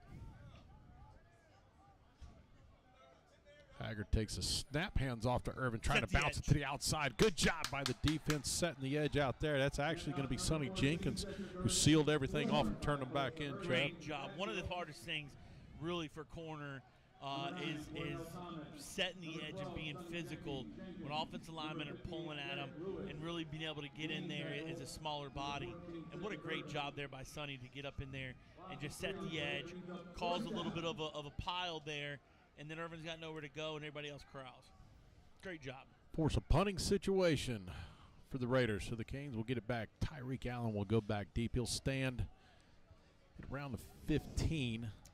If I was him, I'd get back to the 10 and put my heels on. If it goes over your head, then so be it. Here's the thing about Tyreek. If he gets the ball in his hands, he can, there he goes. Can scoot. Oh, yeah. I'm telling him to return it regardless of where it is. Come get it. There he goes. See if he can get around the edge. Go, baby. Oh, still on his feet. He bounces off of one, and a host of Raiders finally bring him down, but it took 5 of them to get him. Well, so hey, did our job. Did the job. Get the offense back. See what we can do. 4:53 to go in the ball game. The Canes going to be all the way back on their own 10-yard line. Maybe 11. Yeah. There we go. Carl says 11. We'll go with 11. He's a little closer to midfield than we are.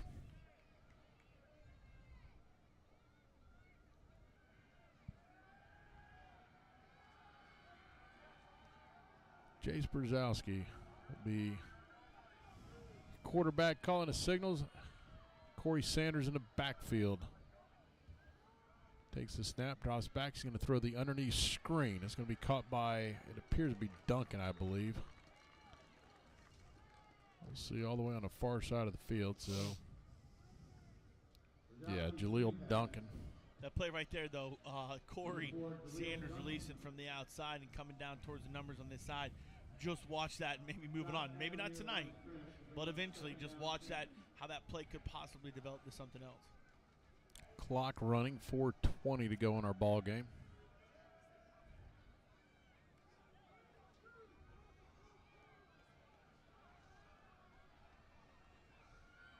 Chase draws back, looks to his left, fires out in the flat. It's going to be mishandled. It was hit him in the right in the hands. He just kind of bobbled it as he was going out of bounds. Is he stepping out? Nah, it was. I think he finally secured it, but it was juggling as he was going out of bounds. Why do we have the golf cart on the sideline right there that close to where he just, who was that, Elijah Stewart, almost went out of bounds and hit that thing? You tell me. Have golf cart will travel. Yeah, you don't come around here often enough. Everybody loves riding a golf cart. I know somebody that's related to you that dumped one in a pond. So do I. As Corey Sanders bouncing off of a couple tackles, finds some open room. Look at Corey go. He's across the 30, across the 35, still on his feet, across the 40 and out to the 43-yard line. Great effort by Corey Sanders, and that's what we've been talking about. Absolutely. Listen, no question, that's what Corey really provides, is that explosiveness coming off. And although the smaller stature, he's very strong, and he's elusive. He's tough. You're not going to get him down by arm tackle. He was hit 3, 4, 5 times going through there and just kept shaking him off.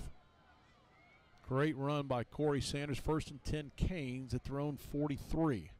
Chase takes a low snap, comes up, fires across, and incomplete, intended for Jaleel Duncan, but he had it dumped out one a little sooner than he wanted to as he felt the pressure coming, and boy, it was coming hard. Yeah, he did. He got hit right there towards the end there, and you know, it just seemed a little bit off sync. I don't know if it's the route where he believes the route's going to go, if it's the actual route running, but you know, again, it's hard to see some of this stuff in practice when you know it's practice. It's not the game speed. Practice.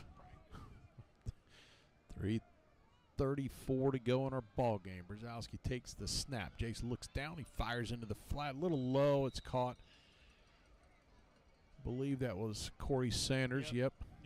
Good job of securing it. It was a low pass, so he just went down and got it. Good check down by Jace. He did everything right except throw the ball a little low, you throw a little bit higher, maybe he makes that play, makes someone miss, which we just saw. Yeah, I know. And he could be out of the races. So just the little things I think we're kind of missing tonight. Hopefully get that cleaned up for next week.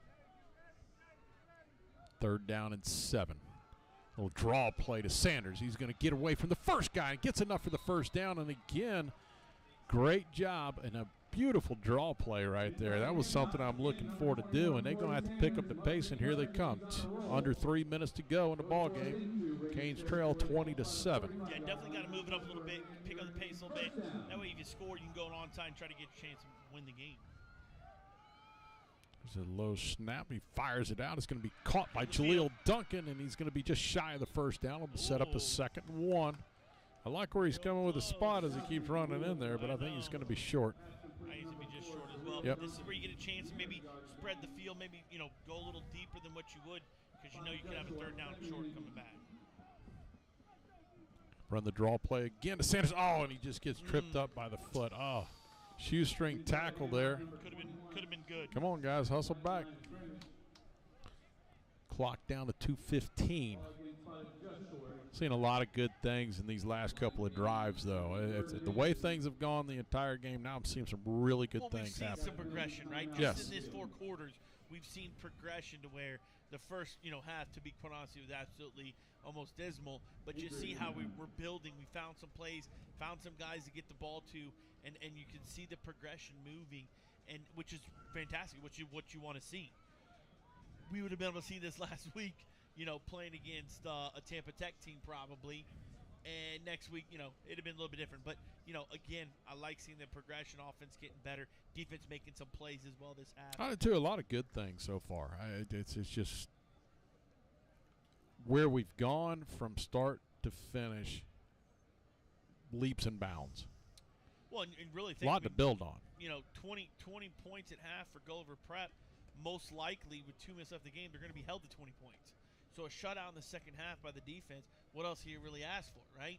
So, offensively, you got a touchdown. We had a couple chances to get a touchdown. Going into the half, we had a chance, and run out of time. Had a chance just a minute ago. So, some good things happening offensively as well. And, you go back to the first half, which was, like you said, it was abysmal, really. I mean, but the offense. But if you go back and you look at that first half, how many big plays did the defense come up with where we didn't do anything with the ball when we got it back? Even though we gave up 20 points, came up with some really good defensive stops, and then we failed to go anywhere.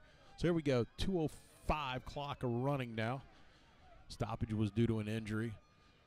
Little underneath screen to Jaleel Duncan, and he's going to get back to the line of scrimmage. Slipped a little bit right there when he came out of the break, it looked like. I like the play call. He's just a hair away from breaking that for the first down anyways. It'll be 4th down and 4th and 2. Taking our time here, a little slow down. Here's a snap. He's going to look. He's going to fire. He's going to be knocked down at the line, and I think that'll do it right there, folks. 1:25 to go in the ball game, and it was knocked down at the line of scrimmage. He had a guy there, and just good defensive play, but getting your hands up as he released the ball. But, hey, nothing really to hang your head on. I mean, I understand 20-7 you lose, but if there's – I'm not a big person in just, you win based on certain things, right? Okay, well, we won the second half 7-0 so far, right? So barring them getting in the end zone before this ends, but no, you never. I mean, look, bottom line is a loss is a loss. Moral victories, I just don't believe in. But, a loss is a loss. There's right. No question. And it really comes down to we just, the first half we didn't play up to our potential. There's no question because second half we played much better. Played much better in the second half than the first half. If we can put the first half and the second half be the same as what we just did, now it's a different ballgame. But hey, listen, a lot of inexperience, especially on offensive line, some of the defensive positions as well. The whole defensive line is new. Derek Lewis kind of played sporadically last year with some injuries and stuff. Didn't have the kickoff. Hey, on top of that, you had some quarantine things with COVID, right? So to be honest with you, played well. I think we've progressed throughout the game. Unfortunate to lose. You don't want to ever lose. but hopefully you learn from it. Hey, don't give up. Tackle him. There we go. You cleared a first half of call it jitters, just call it kind of getting your feet wet, making your way through the motions. I expect big things. I mean, we're on the road next week to Lakeland. We're off a week. Then we go to Palmetto. We're not back here till September 24th. Yeah, when you told me, 4 weeks, and it's like 4 weeks. But, the bye week, of course, is something that you don't even kind of think about. Which the bye week comes at a perfect time. You're going to play two extremely tough opponents. You're going to clear these two. We're down to 5-4-3. And that's going to do it for this football game. Canes lose 20-7. We'll take a timeout, catch up on all of our breaks, and we'll be back to wrap everything up. You're listening to Manatee Hurricane Football presented by Conley Buick GMC. Impact Mortgage Corp. DBA Cash Call Mortgage. NMLS ID 128231. Equal housing lender. Not licensed in all states, including New York. Offer based on loans over $250,000. Call 855-657-9910 for licensing terms and restrictions. What's better than a mortgage interest rate and APR in the twos? How about a no closing cost mortgage loan with an interest rate and APR in the twos? That's right. We have no closing cost loans here at Cash Call Mortgage. We pay the title, escrow, and appraisal fees. So if you're looking to save a little cash on your monthly mortgage payment, call Cash Call Mortgage today. Our quotes are always free. If your mortgage rate APR is not in the twos, Cash Call Mortgage could lower your interest rate and save you some cash. What are you waiting for? With low rates and no closing cost options, now is the time to refinance your mortgage. For a free quote to see if you qualify, go to cashcallmortgage.com or call us today. Call 800-931-6651. That's 800-931-6651. 800-931-6651. Odyssey. Former Hurricane Chuck Howard knows what it takes to be on a championship team. Howard Leasing is proud to sponsor the Hurricanes and is ready to champion solutions for your employees' leasing needs. Everything from big business to small business, Howard Leasing covers it all. From payroll processing and workers' comp to human resources and employee benefits. Get on the winning team with Chuck Howard and all the pros at Howard Leasing. Details available online at howardleasing.com. Again, that's howardleasing.com. Accidents happen every day, and no one expects that it's going to happen to them until it does. That's when your whole life can turn upside down. If you find yourself in that position, either from a personal injury or an on-the-job injury, you don't have to go it alone. Protect yourself with the team that's been protecting the rights of the injured in Bradenton and Sarasota for over 30 years. Legler, Murphy, and Battaglia. All injuries all the time. Contact them today by going to allinjurieslaw.com. That's allinjurieslaw.com. Hurricane fans, if you're in the market for a new or pre-owned vehicle, Firkins Automotive Group is your low-price leader. Firkins Automotive Group has a great selection of new cars, featuring Chrysler